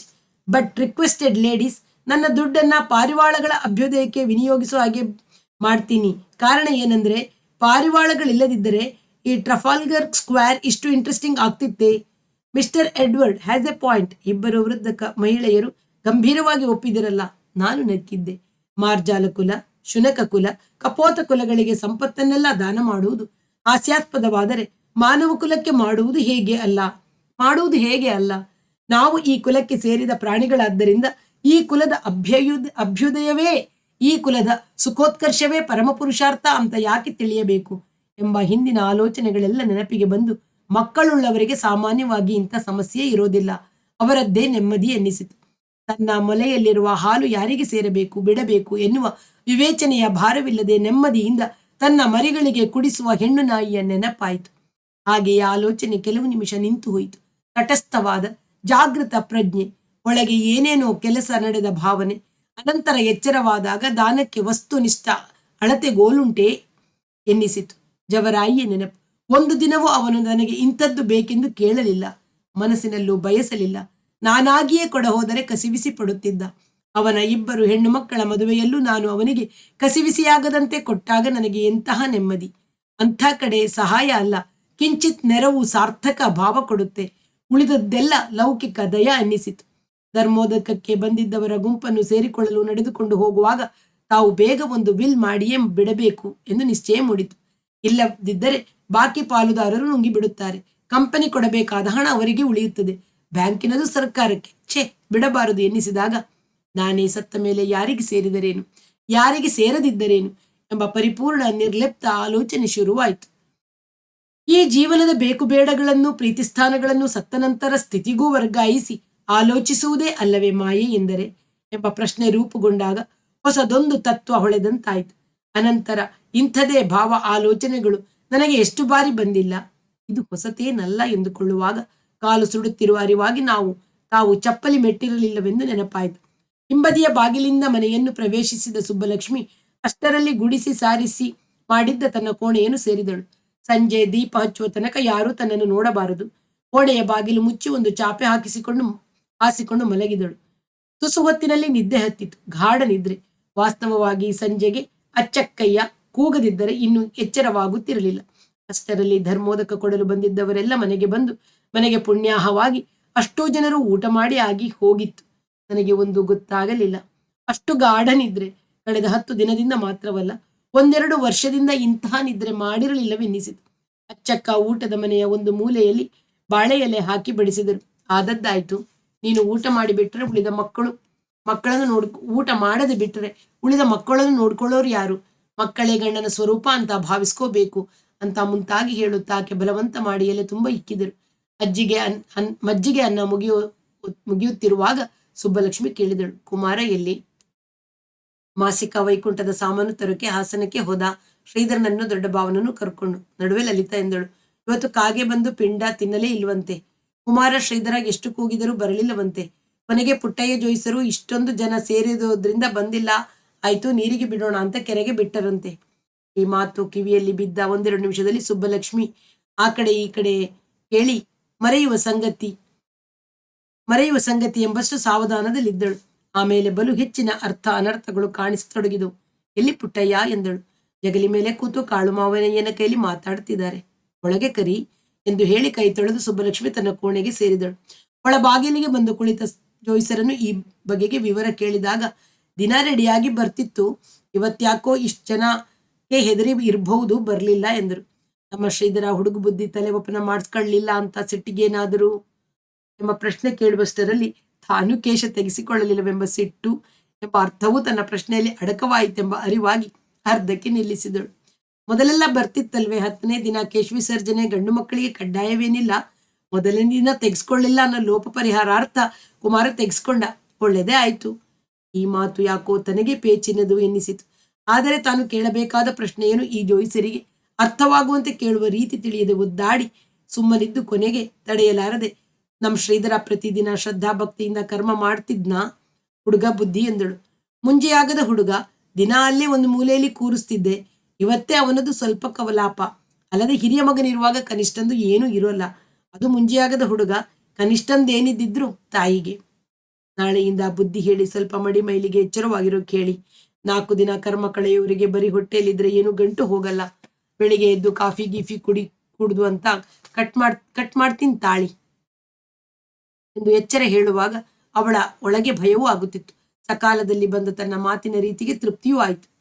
ಜೋಯಿಸರು ಹೊರಗೆ ಹೋದರು. ಕೋಣೆಯೊಳಗೆ ಕತ್ತಲಿತ್ತು. ಇದುವರೆಗೂ ತನಗೆ ಅನುಮಾನವಿದ್ದ ಒಂದು ಸಂಗತಿ ಈಗ ಬಾಧಿಸತೊಡಗಿ ಅವಳನ್ನು ಕಳವಳ ಆವರಿಸಿತು. ಬದುಕಿರುವವರಿಗಿಂತ ಸತ್ತವರಿಗೆ ಎಲ್ಲವೂ ತಿಳಿಯುತ್ತೆ. ಕಾಣದ್ದು ಕೇಳದ್ದು ಎಷ್ಟೋ ಕಾಲದ ಹಿಂದೆ ನಡೆದು ಕೂತು ಹೋದದ್ದು ಎಲ್ಲ ತಿಳಿಯುತ್ತೆ. ಶ್ರೀಧರ ಕಲಾಪದಲ್ಲಿ ಪ್ರವೇಶಿಸಿದ ಅಂತ ಅದು ಕೋಪದಿಂದ ಬರಲಿಲ್ಲವೇ? ಅದೇ ನಿಜ. ಅದಕ್ಕೆ ಗೊತ್ತಾಗಿದೆ. ಶ್ರೀಧರನ ಬಸಿರೀಲಿ ನನಗೆ ನಂಜುಂಡಯ್ಯನವರ ಜ್ಞಾಪಕ ತುಂಬಾ ಬರ್ತಿದ್ದದ್ದು ನಿಜ. ಗರ್ಭಿಣಿ ಹೆಂಗಸು ಯಾರನ್ನ ಜ್ಞಾಪಿಸ್ಕೋತಾಳೋ ಅವರ ಮುಖ ಚಹರೆ ರೂಪ ಮಗುಗೆ ಬರುತ್ತೆ ಅಂತ ಹರಿಕತೆಯಲ್ಲಿ ಹೇಳಿದ್ರಲ್ಲ. ಮುಖದ ಹೋಲಿಕೆಯಲ್ಲಾಗಲಿ ಅಥವಾ ಚಹರೆಯಲ್ಲಾಗಲಿ ನಿಜವಾಗಿಯೂ ಅವನ ಮುಖಕಟ್ಟು ಚಹರೆ ನನಗೆ ಮರೆತೇ ಹೋಗಿದೆ. 20 ವರ್ಷವಾಯ್ತಲ್ಲ ಅವರನ್ನು ನೋಡಿಯೇ. ಆ ಮನೆ ಬಿಟ್ಟು ಶ್ರೀಧರ ಯಾರ ತರ? ಇವರಂತೂ ಬದುಕಿದ್ದಾಗ ಅವನನ್ನು ಪ್ರೀತಿಯಿಂದಲೇ ಕಂಡಿದ್ದರು. ಅನುಮಾನವಿದ್ದಿದ್ದರೆ, ಹಾಗೆ ಕಾಣುತ್ತಿದ್ದರೆ. ಈಗ ಪ್ರೇತಕ್ಕೆ ಎಲ್ಲ ಗೊತ್ತಾಗಿ ಬರೀ ಮನಸ್ಸಿನಲ್ಲಿ ಯೋಚಿಸಿದರೆ ಏನಾಯಿತು? ಆದರೂ ಕಾಗೆ ಯಾಕೆ ಬರಲಿಲ್ಲ ಎಂಬ ಪ್ರಶ್ನೆಯ ಜೊತೆಗೆ ಪ್ರೇತಕ್ಕೆ ಇರುವ ಭಯಾನಕ ಶಕ್ತಿಗಳ ನೆನಪಾಗಿ ಇವನ ಜೀವಕ್ಕೆ ಏನಾದರೂ ಅಪಾಯ ಮಾಡಿದರೆ ಎಂದು ಕಳವಳ ಹುಟ್ಟಿತು. ಸ್ವಲ್ಪ ಹೊತ್ತಿನ ನಂತರ ಜೋಯಿಸರಿಗೆ ಏನಾದರೂ ಅನುಮಾನ ಬಂದಿರಲ್ವೇ ಎಂದು ಪ್ರಶ್ನೆ ಬಾಧಿಸತೊಡಗಿತು. ಮೊದಲೇ ಸಾಣೆಗೆರೆಯವರು ಇದೇ ಪಾಯಿಂಟ್ ಇಟ್ಕೊಂಡು ಇವನ ಮುಖಾನೂ ಅವರ ಮುಖಾನೂ ನೋಡಿ ಹೋಲಿಸಿ ಎಂದುಕೊಳ್ಳುವಾಗ ಅವರ ಮುಖ 20 ವರ್ಷದ ಹಿಂದಿನ ಅವರ ಎಂಥ ಕೇಸಿನಲ್ಲಾದರೂ ವಾದ ಮಾಡುವ ಆತ್ಮವಿಶ್ವಾಸದ ಶ್ರೀಮಂತಿಕೆಯ ಬಿಳಿ ಶರಾಯಿ, ಕರಿಕೋಟು, ನೆಕ್ಟೈ, ವಜ್ರದುಂಗುರ, ಬಂಗಾರಿನ ಚೈನಿನ ಗಡಿಯಾರ, ಬಂಗಲೆ, ಕಾರು, ಮುಖ ಸರಿಯಾಗಿ ನೆನಪಿಗೆ ಬರುತ್ತಿಲ್ಲ. ಮುಂಡೆ ಮಗ ಎಂಥವನು, ಕೆಟ್ಟಗಳಿಗೆಯಲ್ಲಿ ಹೆಂಡತಿ ಊರಿಗೆ ಹೋಗಿದ್ದಳು ಅಂತ ಕಂಡೋರ ಹೆಂಡ್ರು ನಾ ಮಾತಾಡ್ಸ್ಕೊಂಡು ಬಂದು ಗರತಿ ಹೆಂಗಸರ ಮನಸ್ಸು ಕೆಡಿಸು ಮುಂಡೆ ಮಕ್ಕಳ ಮನೆ ಹಾಳಾಗ ಎಂದು ಉಕ್ಕಿ ಬರುವ ಕೋಪದಿಂದ ಶಪಿಸಿದಳು. ಅನಂತರ ಲೇ ಇಂದಿರಾ ಅಂತ ಕೂಗಿದಳು. ಏನಮ್ಮ ಎಂದು ಬಂದ ಮಗಳಿಗೆ ಪುಟ್ಟಯ್ಯ ಜೋಯಿಸರನ್ನ ಕರೆ ಎಂದು ಆಜ್ಞಾಪಿಸಿದಳು. ಜೋಯಿಸರೇ, ಆ ಪದಾರ್ಥವೇ ಹೋಯಿತು. ನಂಗೇನು ಈ ಕೂದಲಿನ ಮೇಲೆ ಮೋಹವಿಲ್ಲ. ಈಗ ಕಾಲ ಬದಲಾಯಿಸಿದೆ. ಬ್ಯಾಡಕಣಮ್ಮ ಅಂತ ಹೆಣ್ಮಕ್ಳು ಮಗ ಸೊಸೆ ಎಲ್ಲ ಬಲವಂತ ಮಾಡಿದ್ರಿಂದ ನಾನು ಕೇಶ ತೆಗಿಸ್ಲಿಲ್ಲ. ಇವಳು ತೆಗಿಸ್ಲಿಲ್ಲ ಅನ್ನೋ ಸಿಟ್ಟಿಗೇನಾದರೂ ಕಾಗೆ ಬರಲಿಲ್ವೋ? ಇವತ್ತು ಆಗದೆ ಇದ್ದವರು ಮತ್ತೆ ಯಾವತ್ತೂ ತೆಗಿಸ್ಬೋದು ಅಂತ ಶಾಸ್ತ್ರ ಇದೆ ಹೇಳಿ.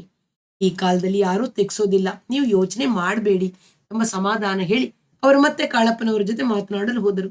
ಸಾಣಗೆರೆಯವರೇ ಆದ ಈ ಜೋಯಿಸರಿಗೆ ಇನ್ನು ಯಾವ ಅನುಮಾನವೂ ಬರುವುದಿಲ್ಲ ಎಂಬ ಆಶ್ವಾಸನೆ ಒಳಗೆ ಹುಟ್ಟಿದರೂ ಅವಳಿಗೆ ಶ್ರೀಧರನ ಯೋಗಕ್ಷೇಮದ ಕಳವಳ ನಿಲ್ಲಲಿಲ್ಲ. ರಾತ್ರಿ ಅವಳು ಶ್ರೀಧರನ್ನ ಕೋಣೆಗೆ ಕರೆದು ತನ್ನ ಹತ್ತಿರವೇ ಮಲಗುವಂತೆ ಆಜ್ಞಾಪಿಸಿದಳು. ನಾನು ನಿನ್ನ ಹತ್ರ ಮಲಗೋಲ್ಲ. ನಿಮ್ಮ ಹೆಂಗಸರ ಮಾತು ಅಂದ್ರೆ ನನಗೆ ಆಗೋದಿಲ್ಲ.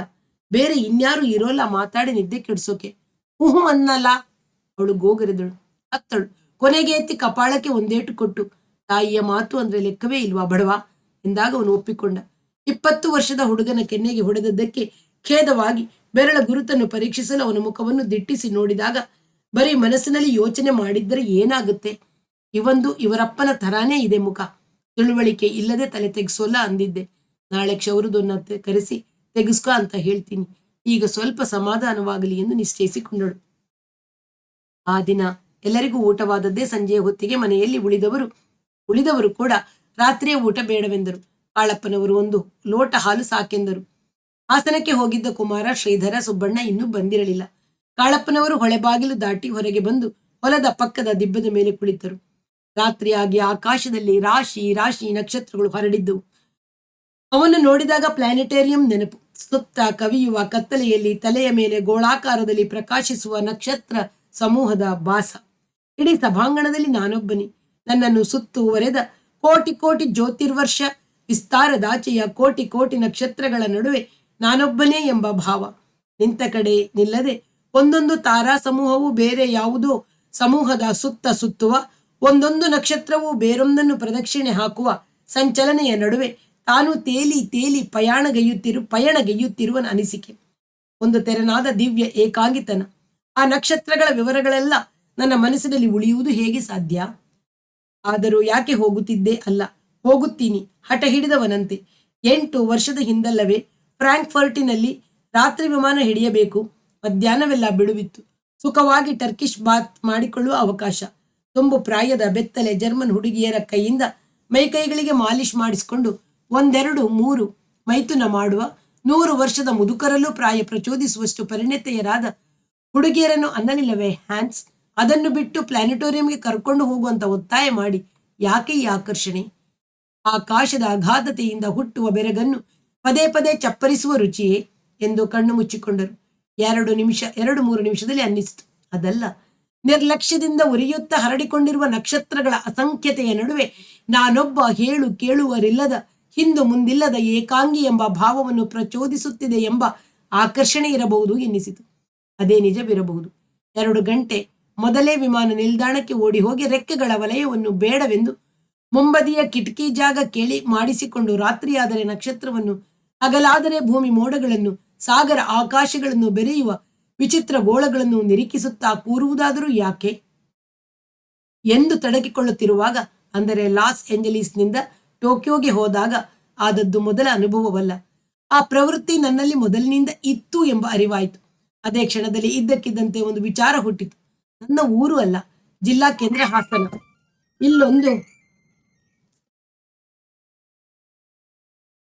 ಇಲ್ಲೊಂದು ಧರ್ಮದ ಕೆಲಸ ಮಾಡಬೇಕು. ನನ್ನ ಹೆಸರು ಉಳಿಯಲೆಂದಲ್ಲ, ಈ ಊರಿಗೆ ನಿಜವಾಗಿಯೂ ಅಗತ್ಯವಿದೆ ಅಂತ. ಊರಿಗೆ 1 ಮೈಲು ದೂರದಲ್ಲಿ 10 ಎಕರೆ ಭೂಮಿ ಕೊಳ್ಳುವುದು. ಸುತ್ತ ಗೋಡೆ, ಬಿದಿರು, ನಂದಿ, ಮತ್ತಿ ಮೊದಲಾದ ಸೊಂಪು ಗಿಡಗಳಿಂದ ಸುತ್ತುವರಿದಿರಬೇಕು. ಒಳಗೆಲ್ಲ ಗುಲಾಬಿ ಮಲ್ಲಿಗೆ, ಸಂಪಿಗೆ, ಜಾಜಿ, ಬಗೆ ಬಗೆಯ ಬಣ್ಣದ ಸುವಾಸನೆಯ ಹೂವು ಬೆಳೆದಿರಬೇಕು. ನಡುವೆ 4 ವಿದ್ಯುತ್ ಚಿತಾಗಾರ. ಯಾವ ಹೆಣವೇ ಬರಲಿ ಜಾತಿ ಮತ ಕುಲ ಗೋತ್ರಗಳ ಭೇದವಿಲ್ಲದಂತೆ ಉಚಿತವಾಗಿ ದಹನ ಮಾಡಿಕೊಡುವುದು. ಎಲ್ಲರಿಗೂ ಉಚಿತ ಬೇಡ, ಒಂದು ರಿಜಿಸ್ಟರ್ ಇಟ್ಟು ಯಾರು ಮೃತನನ್ನು ಸುಡುವ ಖರ್ಚು ಕೊಡಲು ಶಕ್ತರಲ್ಲದ ಲೋಹಿತಾಶ್ವನಂತೆ ಬಡವನೆಂದು ದಹನ ಮಾಡುವ ಅಧಿಕಾರಿ ರುಜು ಮಾಡಿಬಿಟ್ಟರೆ ಸಾಕು. ಆ ಹೆಣಕ್ಕೆ ಉಚಿತ ದಹನ. ಥು, ಅದು ಸರಿಯಲ್ಲ. ಬಿಟ್ಟಿ 10 ರೂಪಾಯಿ ಉಳಿಸಬಹುದಾದರೆ ಲಕ್ಷಾಧೀಶನ ಮಗನು ಈ ದೇಶದಲ್ಲಿ ಮೃತನು ನಿರ್ಗತಿಕನೆಂದು ದೇವರ ಮೇಲೆ ಆಣೆ ಇಟ್ಟು ರುಜು ಮಾಡುತ್ತಾನೆ. ಮಾಡುವಂತೆ ಮೃತನೇ ಪ್ರೇರೇಪಿಸುತ್ತಾನೆ. ಧರ್ಮ ಭೂಮಿ ಭಾರತ. ಆದ್ದರಿಂದ ಎಲ್ಲರಿಗೂ ಉಚಿತ ದಹನವಾಗುವಂತೆ ವಿದ್ಯುತ್ ಖರ್ಚು, ಸುಡುವ ಓಡಿನ ರಿಪೇರಿ, ಒಳಗೆ ತೋಟದ ಆಬಾದು ಭೂಮಿ ಮೊದಲಾದ ಬೆಲೆ ಒಟ್ಟು ಎಷ್ಟಾಗಬಹುದು ಎಂಬ ಲೆಕ್ಕ ತಲೆಯಲ್ಲಿ ನಡೆಯುವಾಗ ಮನಸ್ಸು ಕಲ್ಯಾಣ ಮಂಟಪ, ಹೆರಿಗೆ ಆಸ್ಪತ್ರೆ, ಅನಾಥಾಲಯ ಮೊದಲಾದವನ್ನು ಕಟ್ಟಿಸುವುದಕ್ಕಿಂತ ಈ ಸಂಸ್ಥೆಯಲ್ಲಿ ಹೆಚ್ಚು ಅರ್ಥ ಕಂಡಿತು. ಮರುಕ್ಷಣ ನನ್ನದು ವಿಚಿತ್ರ ವಿಕೃತ ಚಿಂತನೆಯೇ ಎಂದು ಶಂಕಿಸತೊಡಗಿತು. ಹಾಗಾದರೆ ಈ ಮಾನವ ಪ್ರಾಣಿಗೆ ಯಾವ ಉಪಕಾರದ ಕೆಲಸ ಮಾಡಿದರೆ ಯಾವ ರೀತಿಯಲ್ಲಿ ಧರ್ಮವಾಗುತ್ತದೆ ಎಂಬ ಮೂಲಭೂತ ಪ್ರಶ್ನೆ ಮತ್ತೆ ಹುಟ್ಟಿತು. ಮತ್ತೆ ಕತ್ತೆತ್ತಿ ಆಕಾಶ ನೋಡಿದರು. ಇವತ್ತು ನಿಜವಾದ ಪ್ಲಾನಿಟೋರಿಯಂನಂತೆ ಇದೆ ಎಂದುಕೊಳ್ಳುವಾಗ ಯಾರು ಮಾವಯ್ಯನೇ ಎಂಬ ಧ್ವನಿ ಕೇಳಿತು. ಇಂದಿರಾ ಎಂದು ತಕ್ಷಣ ತಿಳಿದ ಮೇಲೆ ಬಾ ಮಗು ಎಂದರು. ಹತ್ತಿರ ಬಂದು ನಿಂತ ಅವಳು ಕೂರಲಿಲ್ಲ. ತಕ್ಷಣ ಮಾತನ್ನು ಆಡಲಿಲ್ಲ. ಇವರೇ ಕೇಳಿದರು, ಏನು ಯೋಚನೆ ಮಾಡಿದೆ? ಅಮ್ಮ ಏನಂತಾಳೆ? ವರ್ಷ ತುಂಬುವುದ್ರೊಳಗೆ ಕನ್ಯಾದಾನ ಮಾಡೋದು. ಮಾವಯ್ಯ, ನನಗೆ ಕೆಲಸ ಗೊತ್ತು ಮಾಡಿದೀನಿ ಅಂದಿರಲ್ಲ, ಮೊದಲು ಅದಕ್ಕೆ ಸೇರಿಸಿ. ನೀವೇ ಕರ್ಕೊಂಡು ಹೋಗಿ ಸೇರಿಸ್ಬೇಕು. ನೀವು ಫಾರಿನ್ಗೋ ಬಾಂಬೆಗೋ ಹೋಗ್ಬಿಟ್ರೆ ಇಲ್ಲಿ ಫ್ಯಾಕ್ಟರಿಯವರು ಏನಾದರೂ ಸಬೂಬು ಹೇಳಿದ್ರೆ ನಾನೇನ್ ಮಾಡ್ಲಿ? ಅವರು ಒಂದು ನಿಮಿಷ ಯೋಚಿಸಿ ಹೇಳಿದರು, ನಿಜ ನೀನು ಹೇಳೋದು ನಿಜ. ನನಗೆ ಯಾಕೋ ಇನ್ನೂ ತಿಥಿ ಕರ್ಮದಲ್ಲಿ ಭಾಗವಹಿಸ್ತಾ ಇಲ್ಲಿರೋದು ಬೇಡ ಅನ್ನಿಸ್ತಿದೆ. ನಾಳೆ ಬೆಂಗಳೂರಿಗೆ ಹೋಗೋಣ ಅಂತಿದ್ದೀನಿ. ನೀನು ವೈಕುಂಠ ಕಳೆದ ಮಾರನೇ ದಿನ ಬರ್ತೀಯಾ? ನಾನು ನಿಮ್ಮ ಜೊತೆಗೆ ಬೆಂಗಳೂರಿಗೆ ಬರಬೇಕು. ನೀವೇ ಕರ್ಕೊಂಡು ಹೋಗಿ ಸೇರಿಸ್ಬೇಕು. ಮತ್ತೆ ಕೆಲಸದಲ್ಲಿರೋ ಹೆಂಗಸರಿಗೆ ಅಂತ ಹಾಸ್ಟೆಲ್ ಇರುತ್ತಲ್ಲ, ಅದರಲ್ಲಿ ನನಗೆ ಸೀಟ್ ಕೊಡಿಸಿ ಇರೋಕೆ ಅನುಕೂಲ ಮಾಡಿಕೊಡ್ಬೇಕು. ನಿನಗೆ ಬೆಂಗಳೂರಲ್ಲಿ ಎಂದ ಅವರು ತಕ್ಷಣ ಮಾತು ನಿಲ್ಲಿಸಿದರು. ಅರ್ಧಕ್ಕೆ ನಿಂತ ಅವರ ವಾಕ್ಯದ ಪೂರ್ಣ ರೂಪ ಅವಳಿಗೆ ಮೊದಲೇ ಗೊತ್ತಿತ್ತು. ಅವರು ಅರ್ಧಕ್ಕೆ ನಿಲ್ಲಿಸಿ ಮೌನವಾದದ್ದರಿಂದ ತನ್ನ ಇಂಗಿತ ಅವರಿಗೂ ಆಯಿತೆಂದು ಅವಳಿಗೆ ನಂಬಿಕೆ ಬಂತು. 2 ನಿಮಿಷವಾದ ನಂತರ ಅವರೆಂದರು, ಆಯ್ತು, ಜೊತೆಲೇ ಹೋಗೋಣ. ವೈಕುಂಠವಾದ ಮರುದಿನ ಮಧ್ಯಾಹ್ನ. ಆದರೆ ನಿಮ್ಮ ಮನೆಯ ಒಳ ವ್ಯವಹಾರ ವ್ಯವಸ್ಥೆಗಳಲ್ಲಿ ನಾನು ಬಾಯಿ ಹಾಕೋ ಪ್ರಸಂಗನೂ ಬರೋಲ್ಲ ಎಂದು ಅವಳು ಸುಮ್ಮನೆ ನಿಂತುಕೊಂಡಳು. 2 ನಿಮಿಷದ ನಂತರ ನಾನು ಹೋಗ್ತೀನಿ ಎಂದು ಹೇಳಿ ಮನೆಗೆ ಹೋದಳು. ಅಪ್ಪ ಬದುಕಿದ್ದರೆ ಈ ಹುಡುಗಿ ನೌಕರಿಗೆ ಸೇರಿ ದುಡಿಯಲು ಒಪ್ಪುತ್ತಿದ್ದಳೆ ಎಂಬ ಪ್ರಶ್ನೆ ಇವರಲ್ಲಿ ಸುಳಿಯಿತು. ಹಿಂದೆಯೇ ಜವರಾಯಿ ಜೀವನದ ದ್ವಂದ್ವವೂ ಮನಸ್ಸಿಗೆ ಹೊಳೆಯಿತು. ಕಾಮ, ಹೆಣ್ಣು, ಸಂಸಾರಗಳಿಂದ ತನ್ನ ಜೀವನ ಸಾಧನೆಯು ಮುರುಟಿತೆಂದು ಉದ್ದಕ್ಕೂ ತೊಳಲಿದ. ಕಾಮ, ಹೆಣ್ಣು ಎರಡನ್ನು ತಗೋ ಸ್ವೀಕರಿಸು. ಆದರೆ ಸಂಸಾರ, ಅದರ ಯಜಮಾನ್ಯ, ಹೆಸರಿಗೆ ಅಹಂಕಾರವನ್ನು ಬಿಡು ಎಂಬ ಸ್ಪಷ್ಟ ಪರಿಹಾರ ತಾನಾಗಿಯೇ ಬಂದಾಗ ತನಗೆ ತಾನೇ ಮುರುಟಿ ಹೋದ. ವಾಸ್ತವವಾಗಿ ಏನು ಬೇಕು ಗಂಡಸಿಗೆ? ಹೆಂಗಸಿನ ದಾರಿಯಂತೂ ನಿಶ್ಚಿತವಾಗಿದೆ. ದಾರಿ ತಿಳಿಯದೆ ತೊಳಲುವವನು ಗಂಡಸು ಮಾತ್ರ ಅನ್ನಿಸಿತು. ಅದೇ ಹೊತ್ತಿಗೆ ಮತ್ತೊಬ್ಬರು ಹೆಂಗಸರು ಹೊಳೆ ಬಾಗಿಲು ದಾಟಿ ತಮ್ಮ ಕಡೆಗೆ ಬರುತ್ತಿರುವ ನಡಿಗೆಯ ರೀತಿಯಲ್ಲೇ ತಿಳಿಯುತ್ತದೆ ಮಾಲತಿ. ಬನ್ನಿ, ಸಿಟಿಗಿಂತ ಇಲ್ಲಿ ಆಕಾಶ ನಕ್ಷತ್ರಗಳು ಹೆಚ್ಚಾಗಿ ಸ್ಪಷ್ಟವಾಗಿ ಕಾಣಿಸುತ್ತಿವೆ. ಆದರೂ ಹಾಸನದ ವಿದ್ಯುತ್ ಬೆಳಕು ಹತ್ತಿರವಾಯಿತು ಎಂದು ಕರೆದರು. ಹತ್ತಿರ ಬಂದ ಅವಳಿಗೆ ಕೂರಬೇಕೆನಿಸಿದರೂ ಮಣ್ಣಿನ ಮೇಲೆ ಕೂರುವ ಮನಸ್ಸಾಗಲಿಲ್ಲ. ನಿಂತೇ ಇದ್ದಳು. ತಾವಾಗಿಯೇ ಮಾತನಾಡಲು ಸಹಾಯ ಮಾಡದಿದ್ದರೆ ಅವಳಿಗೆ ಕಷ್ಟವಾಗುತ್ತದೆ ಎಂದು ಇವರು ಕೇಳಿದರು. ಹೇಗಿದ್ದಾನೆ ಕುಮಾರ? ಅವಳು ಮಾತನಾಡಲಿಲ್ಲ. 1 ನಿಮಿಷದ ನಂತರ ಸಣ್ಣಗೆ ಬಿಕ್ಕಿದುದು ಅವರಿಗೆ ಕೇಳಿಸಿತು. ಯಾಕೆ, ಏನಾಯ್ತು? ಸಾಂತ್ವನೆಯ ದನಿಯಲ್ಲಿ ಕೇಳಿದರು. ನನ್ನ ಡೈವರ್ಸ್ ಮಾಡ್ತೀನಿ ಅಂತ ಅಂದ್ರು ಇವತ್ತು ಸಂಜೆ. ಯಾವ ಮಾತಿಗೆ ಹಾಗಂದ? ಅಲ್ಲಿ ತಲೆ ಬೋಳ್ಸ್ಕೊಂಡು ಬಂದ್ರಲ್ಲ, ಎಲ್ಲರದು ಊಟವಾಯ್ತು, ನಂದು ಹೆಂಗಸರದು ಇನ್ನೂ ಆಗಿರ್ಲಿಲ್ಲ. ಬಾಯಿಲಿ ಅಂತ ಹಲಸಿನ ಮರದ ಕಡೆಗೆ ಕರ್ಕೊಂಡು ಹೋಗಿ ಹಿಂದೂ ಮುಂದು ತಿಳಿಯದ ಹಾಗೆ ಬಡಬಡನೆ, ನೋಡು, ನಮ್ಮಪ್ಪನ ವರ್ಷದ ತಿಥಿಯ ಹೊತ್ತಿಗೆ ನನಗೊಂದು ಮಗು ಆಗ್ಬೇಕು. ನಿನಗೆ ಅದು ಇಷ್ಟವಿಲ್ಲದಿದ್ದರೆ ನಿನ್ನನ್ನು ಡೈವರ್ಸ್ ಮಾಡ್ತೀನಿ ತಿಳ್ಕ ಅಂತ ಅಂದು ನನ್ನ ಮಖಾನು ನೋಡದೆ ನನ್ನ ಮಾತಿಗೂ ಕಾಯದೆ ವಾಪಸ್ ಹೋದ್ರು. ಕುಮಾರ ಈ ದಿನ ತಲೆ ಬೋಳಿಸಿಕೊಂಡದ್ದನ್ನು ಇವರು ಗಮನಿಸಿದ್ದರು. ಆದರೆ ಯಾಕೆಂದು ಕೇಳಿರಲಿಲ್ಲ. ಅವನು ಹೆಂಡತಿಯನ್ನು ಕರೆದು ಹೀಗೆ ಎಚ್ಚರಿಕೆಯ ಅಥವಾ ತಗಾದೆಯ ಮಾತು ಆಡಬೇಕಾದರೆ ಎಂದು ಯೋಚಿಸಿ ಅವರು ತಾಳ್ಮೆಯಿಂದ ಕೇಳಿದರು. ನಿನಗೆ ಇಷ್ಟವಿಲ್ಲದಿದ್ದರೆ ಡೈವರ್ಸ್ ಮಾಡ್ತೀನಿ ಅಂದ್ರೆ ಇಷ್ಟವಿದ್ರೆ ಮಾಡೋಲ್ಲ ಅಂತ ಅರ್ಥ ಅಲ್ವೇ? ಕತ್ತಲಲ್ಲಿ ಅವರು ಕತ್ತೆತ್ತಿ ತನ್ನ ಮುಖ ನೋಡುತ್ತಿದ್ದುದು ಅವಳಿಗೆ ಕಂಡಿತು. ಒಮ್ಮೆ ಬಿಕ್ಕಾಗಿ ಒಳಗೆ ಅದುಮಿದ್ದದ್ದನ್ನು ಈಗ ಅಳುವಾಗಿ ಹೊರಬಂತು. ಮಾವಯ್ಯ, ನನ್ನ ಮನಸ್ಸು ನಿಮಗೆ ಅರ್ಥವಾಗೋದೇ ಇಲ್ಲ. ಮೊನ್ನೆ ಫ್ರಿಡ್ಜ್ ಮಾರಿದ ಮಾತಿಗೂ ಬರೀ ತಾರ್ಕಿಕವಾಗಿ ಮಾತನಾಡಿದ್ರಿ. ನನ್ನ ಮನಸ್ಸು ತಿಳಿಯೋದು ನಿಮಗೆ ಬೇಕಿಲ್ಲ ಎಂದು ಬಿಕ್ಕಿದಳು. ಅವಳು ತನ್ನನ್ನು ಮೊಟ್ಟ ಮೊದಲ ಬಾರಿಗೆ ಮಾವಯ್ಯ ಎಂದು ಕರೆದದ್ದು ಅವರು ಗಮನಿಸಿದರು. ಈ ಮನೆಯಲ್ಲಿ ಎಲ್ಲ ಮಕ್ಕಳು ಇವಳ ಗಂಡನು ಹಾಗೆ ಕೂಗುತ್ತಿರುವುದರಿಂದ ಅದೇ ಸಂಬೋಧನೆಯೂ ಹೆಚ್ಚು ಸುಲಭವೆಂದು ಹಾಗೆ ಕರೆದಳೆಂಬ ವಿವರಣೆಯೂ ಮನಸ್ಸಿಗೆ ಹೊಳೆಯುತ್ತಿರುವಾಗ ಅವರು ಕೇಳಿದರು. ನನಗೊಬ್ಬ ಹೆಂಗಸು, ತಿಳುವಳಿಕೆ ಇದ್ದು ಮಾಗಿದ ಹೆಂಗಸು ಹೇಳಿದ ಮಾತಿದು. ಹೆಂಗಸಿಗೆ ಒಬ್ಬ ಗಂಡಸಿನ ಮೇಲೆ ತುಂಬಾ ನಿಕಟ ಸ್ನೇಹವೋ ಪ್ರೀತಿಯೋ ಬೆಳೆದರೆ ಅವನಿಂದ ಒಂದು ಮಗು ಪಡೆಯುವ ಬಯಕೆಯಾಗುತ್ತಂತೆ. ಈ ಮಾತು ಸಾರ್ವತ್ರಿಕ ಸತ್ಯವೋ ಅಲ್ಲವೋ ಗಂಡಸಾದ ನಾನು ಹೇಳಲಾರೆ. ಸತ್ಯವೇ ಆಗಿದ್ದರೆ ಕುಮಾರನಿಂದ ಮಗು ಪಡೆಯಬೇಕೆಂಬ ಆಶೆ ನಿಮಗೆಂದು ಆಗಿಲ್ಲವೇ? ಅವಳಿಗೆ ಒಂದು ನಿಮಿಷ ಈ ಮಾತಿನ ಅರ್ಥವಾಗಲಿಲ್ಲ. ಅನಂತರ ಇವರು ತನ್ನ ಪತಿಪ್ರೇಮವನ್ನೇ ಶಂಕಿಸುತ್ತಿದ್ದಾರೆಯೇ ಎಂಬ ಅನುಮಾನ ಹುಟ್ಟಿತು. ಅಥವಾ ಬ್ಯಾಂಕಿನ ವಲಯದಲ್ಲಿ ನನ್ನ ಬಗೆಗೆ ಇವರು ಏನಾದರೂ ಕೇಳಿದ್ದಾರೆಯೇ ಎಂಬ ಅನುಮಾನದ ಹಿಂದೆ ಕೇಳುವಂಥದ್ದೇನಿದೆ ನಾನು ಮಾಡಿರುವುದು ಎಂಬ ಸಮಾಧಾನವೂ ಹುಟ್ಟಿತು. ಅಷ್ಟರಲ್ಲಿ ಅವರು ಎಂದರು, 1 ವರ್ಷದಲ್ಲಿ ತನಗೆ ಮಗುವಾಗಬೇಕೆಂದು ಅವನ ಬಯಕೆ. ಆ ಬಯಕೆಯನ್ನು ಪೂರೈಸಲೇಬೇಕೆಂಬ ಯಾವ ಬಲವಂತವೂ ನಿಮ್ಮ ಮೇಲಿರಬಾರದು. ಆದರೆ ಅವನ ಬಯಕೆಗೆ ಅಡ್ಡಿಯಾಗುವ ಅಧಿಕಾರವು ನಿಮಗಿರಬಾರದು. ಆದ್ದರಿಂದ ನಿಮಗಿಷ್ಟವಿಲ್ಲದಿದ್ದರೆ 1 ತಿಂಗಳಲ್ಲಿ ಅವನು ಕೇಳುವಂತೆ ಡೈವರ್ಸ್ ಕೊಟ್ಟು ಬಿಡಿ. ಕೋರ್ಟಿನಲ್ಲಿ ಇಲ್ಲ ಸಲ್ಲದ ತರಲೆ ಎತ್ತದೆ. ಅವಳಿಗೆ ಈಗ ತಡೆಯಲಾಗಲಿಲ್ಲ. ಆದರೆ ಅತ್ತರೆ ತನ್ನ ಆತ್ಮಗೌರವವನ್ನು ಇಳಿಸಿಕೊಂಡಂತಾಗುತ್ತದೆ ಎಂದೆನಿಸಿ ತಕ್ಷಣ ಹಿಡಿತಕ್ಕೆ ತಂದುಕೊಂಡಳು. ಅವಳು, ನಾನು ಅಪೇಕ್ಷಿಸಿದ್ದು ನೀವು ಅವರಿಗೆ ಬುದ್ಧಿ ಹೇಳ್ತೀರಿ ಅಂತ. ನನ್ನ ಕಷ್ಟ ನಿಮಗೆ ಅರ್ಥವಾಗಲಿಲ್ಲ ಅಂತ ಕಾಣುತ್ತೆ. ಬ್ಯಾಂಕಿನಲ್ಲಿ ನಾವು ಮಾಡ್ತಿರೋ ಕೆಲಸಕ್ಕೆ ಈಗ ಮನ್ನಣೆ ಸಿಕ್ಕಿದೆ. ಮಗು ಅಂದ್ರೆ ವೃತ್ತಿಯನ್ನು ಅಲಕ್ಷಿಸಬೇಕಾಗುತ್ತೆ. ನಾನು ಕೂಳಿಬೇಕಾಗುತ್ತೆ. ಮನೆಯಲ್ಲಿ ಮಗು ನೋಡ್ಕೊಳ್ಳೋರು ಯಾರು? ನಾಳೆ ಮಾತಾಡೋಣ ಎಂದು ಹೇಳಿ ಹೊಳೆ ಬಾಗಿಲ ಕಡೆಗೆ ನಡೆದು ಹೋದಳು. ಸ್ವಲ್ಪ ಹೊತ್ತಿಗೆ ಗಾಡಿ ಮನೆಯ ಹತ್ತಿರಕ್ಕೆ ಹೋದರೂ ಅವರಾರೂ ಇಲ್ಲಿ ಕೂತಿದ್ದ ಇವರನ್ನು ನೋಡಲಿಲ್ಲ. ಕುಮಾರನ ವರ್ತನೆ ಇವರಿಗೆ ಅರ್ಥವಾಗುತ್ತಿತ್ತು. ಅದು ಸರಿ, ತರ್ಕಬದ್ಧ ಎಂಬ ಮೌಲ್ಯ ಮಾಪನವನ್ನು ಮನಸ್ಸು ಮಾಡಲಿಲ್ಲ. ಜೊತೆಗೆ ಈ ಸಂಜೆ ಹೊರಡುವ ಮುನ್ನ ಹಾರನಹಳ್ಳಿಯ ಬಾವ ಹೇಳಿದ ಮಾತು ಜ್ಞಾಪಕಕ್ಕೆ ಬಂತು. ನೀನು ಈ ಸಲ ಊರಿಗೆ ಬರದೆ ಹೋದರೆ ನಿಮ್ಮಕ್ಕ ಸುಮ್ಮನೆ ಬಿಡೋದಿಲ್ಲ. ತನ್ನ ತವರಿನಲ್ಲಿ ಎಂಥದ್ದಾದ್ರೂ ಒಂದು ಮಗು ಆಗಿ ಮನೆ ಬೆಳಿಲೇಬೇಕು ಅಂತ ಅವಳ ಹಠ. ವೆಂಕಟಲಕ್ಷ್ಮಿ ಕೈಯಲ್ಲಿ ಅವಳು ಮತ್ತೆ ಪ್ರಸ್ತಾಪ ಮಾಡಿದ್ದಾಳೆ. ಮುಂದಿನ ಭಾನುವಾರ ಬೆಳಿಗ್ಗೆ ನೀನು ಹಾರನಹಳ್ಳಿಲಿ ಇರಲೇಬೇಕು. ಇವರಿಗೆ ತಕ್ಷಣ ಹೊಳೆಯಿತು.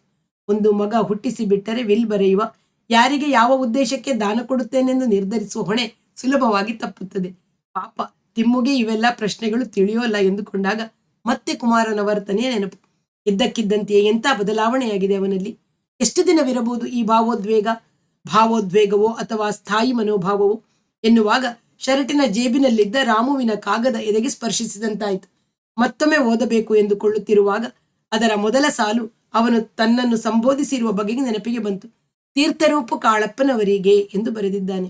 ಇಂಗ್ಲಿಷ್ನಲ್ಲಿ ಬರೆದಿದ್ದರೆ ಮೈ ಡಿಯರ್ ಸರ್ ಅಥವಾ ರೆಸ್ಪೆಕ್ಟೆಡ್ ಸರ್, ಕನ್ನಡದಲ್ಲೇ ಬರೆದಿರೋದ್ರಿಂದ ತೀರ್ಥರೂಪು ಅಥವಾ ತೀರ್ಥರೂಪು ಅಂತ ಬರೆಯೋಕ್ಕೋಸ್ಕರವೇ ಕನ್ನಡದಲ್ಲಿ ಮಾನ್ಯ, ಪೂಜ್ಯ, ಗೌರವಾನ್ವಿತ, ಆದರಣೀಯ ಹೀಗೆ ಬೇರೆ ಬೇರೆ ಎಷ್ಟು ಶಬ್ದಗಳಿರಲಿಲ್ಲ ಉಪಯೋಗಿಸಬೇಕೆಂದರೆ ಎಂಬ ಕುತೂಹಲದ ಜೊತೆಗೆ ಅವನ ಕಾಗದದಲ್ಲಿ ಬಳಸಿರುವ ಒಂದು ಶಬ್ದದಿಂದ ಆಲೋಚನೆಯನ್ನು ಅತಿ ಎಳೆಯಬಾರದು ಎಂಬ ಎಚ್ಚರವೂ ಮೂಡಿತು. ಜೊತೆಗೆ ರಾಮು ಮದುವೆಯಾಗುತ್ತಾನೋ ಇಲ್ಲವೋ ಎಂಬ ಒಂದು ಕುತೂಹಲವೂ ಹುಟ್ಟಿತು. ಅವನು ಇದುವರೆಗೆ ತನ್ನ ಯಾವ ಮಾತಿನಲ್ಲೂ ಮದುವೆಯ ಮಾತಾಡಿಲ್ಲ. ಮುಂದೆ ಆದರೇನು? ಯಾಕೋ ಮನಸ್ಸು ಕಸಿಬಿಸಿ ಆಯಿತು. ಮದುವೆಯನ್ನು ಮಾಡಿಕೊಳ್ಳದೆ ದೂರದರ್ಶಕದಲ್ಲಿ ನೋಡುತ್ತಿರಬೇಕೆಂಬ ಯಾವ ಕಂಡೀಷನ್ನು ನಾನು ಹಾಕಿಲ್ಲ, ಅದು ಅವನಿಷ್ಟ ಎಂದು ತಮಗೆ ತಾವೇ ಹೇಳಿಕೊಂಡರು. ಅವನು ನಕ್ಷತ್ರ ವೀಕ್ಷಣೆಯನ್ನು ಮುಂದೆ ಯಾವುದೇ ಕಾರಣಕ್ಕಾಗಿ ಅಥವಾ ಆಸ್ತೆ ಬದಲಿಸಿ ನಿಲ್ಲಿಸಿಬಿಟ್ಟರೆ ತಮಗೆ ತುಂಬಾ ಘಾತವಾಗುತ್ತದೆಂದು ಅರಿವಾಯಿತು. ಏನು ನನಗೂ ಅವನಿಗೂ ಇರುವ ಸಂಬಂಧ ಎಂದು ಮತ್ತೆ ಯೋಚಿಸುತ್ತಿರುವಾಗ ಸತ್ತ ಹೆಣಗಳನ್ನು ದಫನ್ ಮಾಡುವುದು ಭಾರಿ ದೊಡ್ಡ ಕೆಲಸವಲ್ಲ. ಊರ ಕಸ ತೆಗೆದುಕೊಳ್ಳದಿದ್ದರೆ ಊರಿನವರೇ ನಾಥ ಅನುಭವಿಸಬೇಕು. ಹೆಣವು ಅಂಥ ಒಂದು ಕಸ. ಆದ್ದರಿಂದ ಚಿತಾಗಾರ ಕಟ್ಟಿಸುವುದು ಬೇಡ ಎಂದು ನಿರ್ಧರಿಸಿದರು. ಹೈದರಾಬಾದಿಗೆ ಹೋಗಿ ಪ್ರೊಫೆಸರ್ ರಾಮುವಿನ ಕೈಲಿ ಚರ್ಚಿಸಿ ರಾಮುವಿನಂತ ನಕ್ಷತ್ರ ವೀಕ್ಷಣಾ ಹುಚ್ಚಿರುವ 20-30 ಹುಡುಗರಿಗೆ ವಿದ್ಯಾರ್ಥಿ ವೇತನ ಶಾಶ್ವತವಾಗಿ ನಡೆಯುವ ಹಾಗೆ ಏರ್ಪಾಡು ಮಾಡಿದರೆ ಹೇಗೆ ಎನ್ನಿಸಿದಾಗ ಮನಸ್ಸಿಗೆ ತುಸು ಹಗುರ ಸಿಕ್ಕಿದಂತಾಯ್ತು. ಭೈರಪ್ಪ ಅವರ ಅನೆಲೆ ಕಾದಂಬರಿಯ ಕಥಾ ವಾಚನ ಇಲ್ಲಿಗೆ ಮುಗಿದಿದೆ. ಕೇಳಿ ಪ್ರೋತ್ಸಾಹಿಸಿದ ಎಲ್ಲರಿಗೂ ಧನ್ಯವಾದಗಳು. ಕನ್ನಡ ರಾಜ್ಯೋತ್ಸವದ ಶುಭಾಶಯಗಳು. ಎಲ್ಲರಿಗೂ ಪ್ರೀತಿಯ ನಮಸ್ಕಾರ. ವಾಸವಿ ಸಾಹಿತ್ಯ ಕಲಾವೇದಿಕೆ ಸುಳ್ಯ.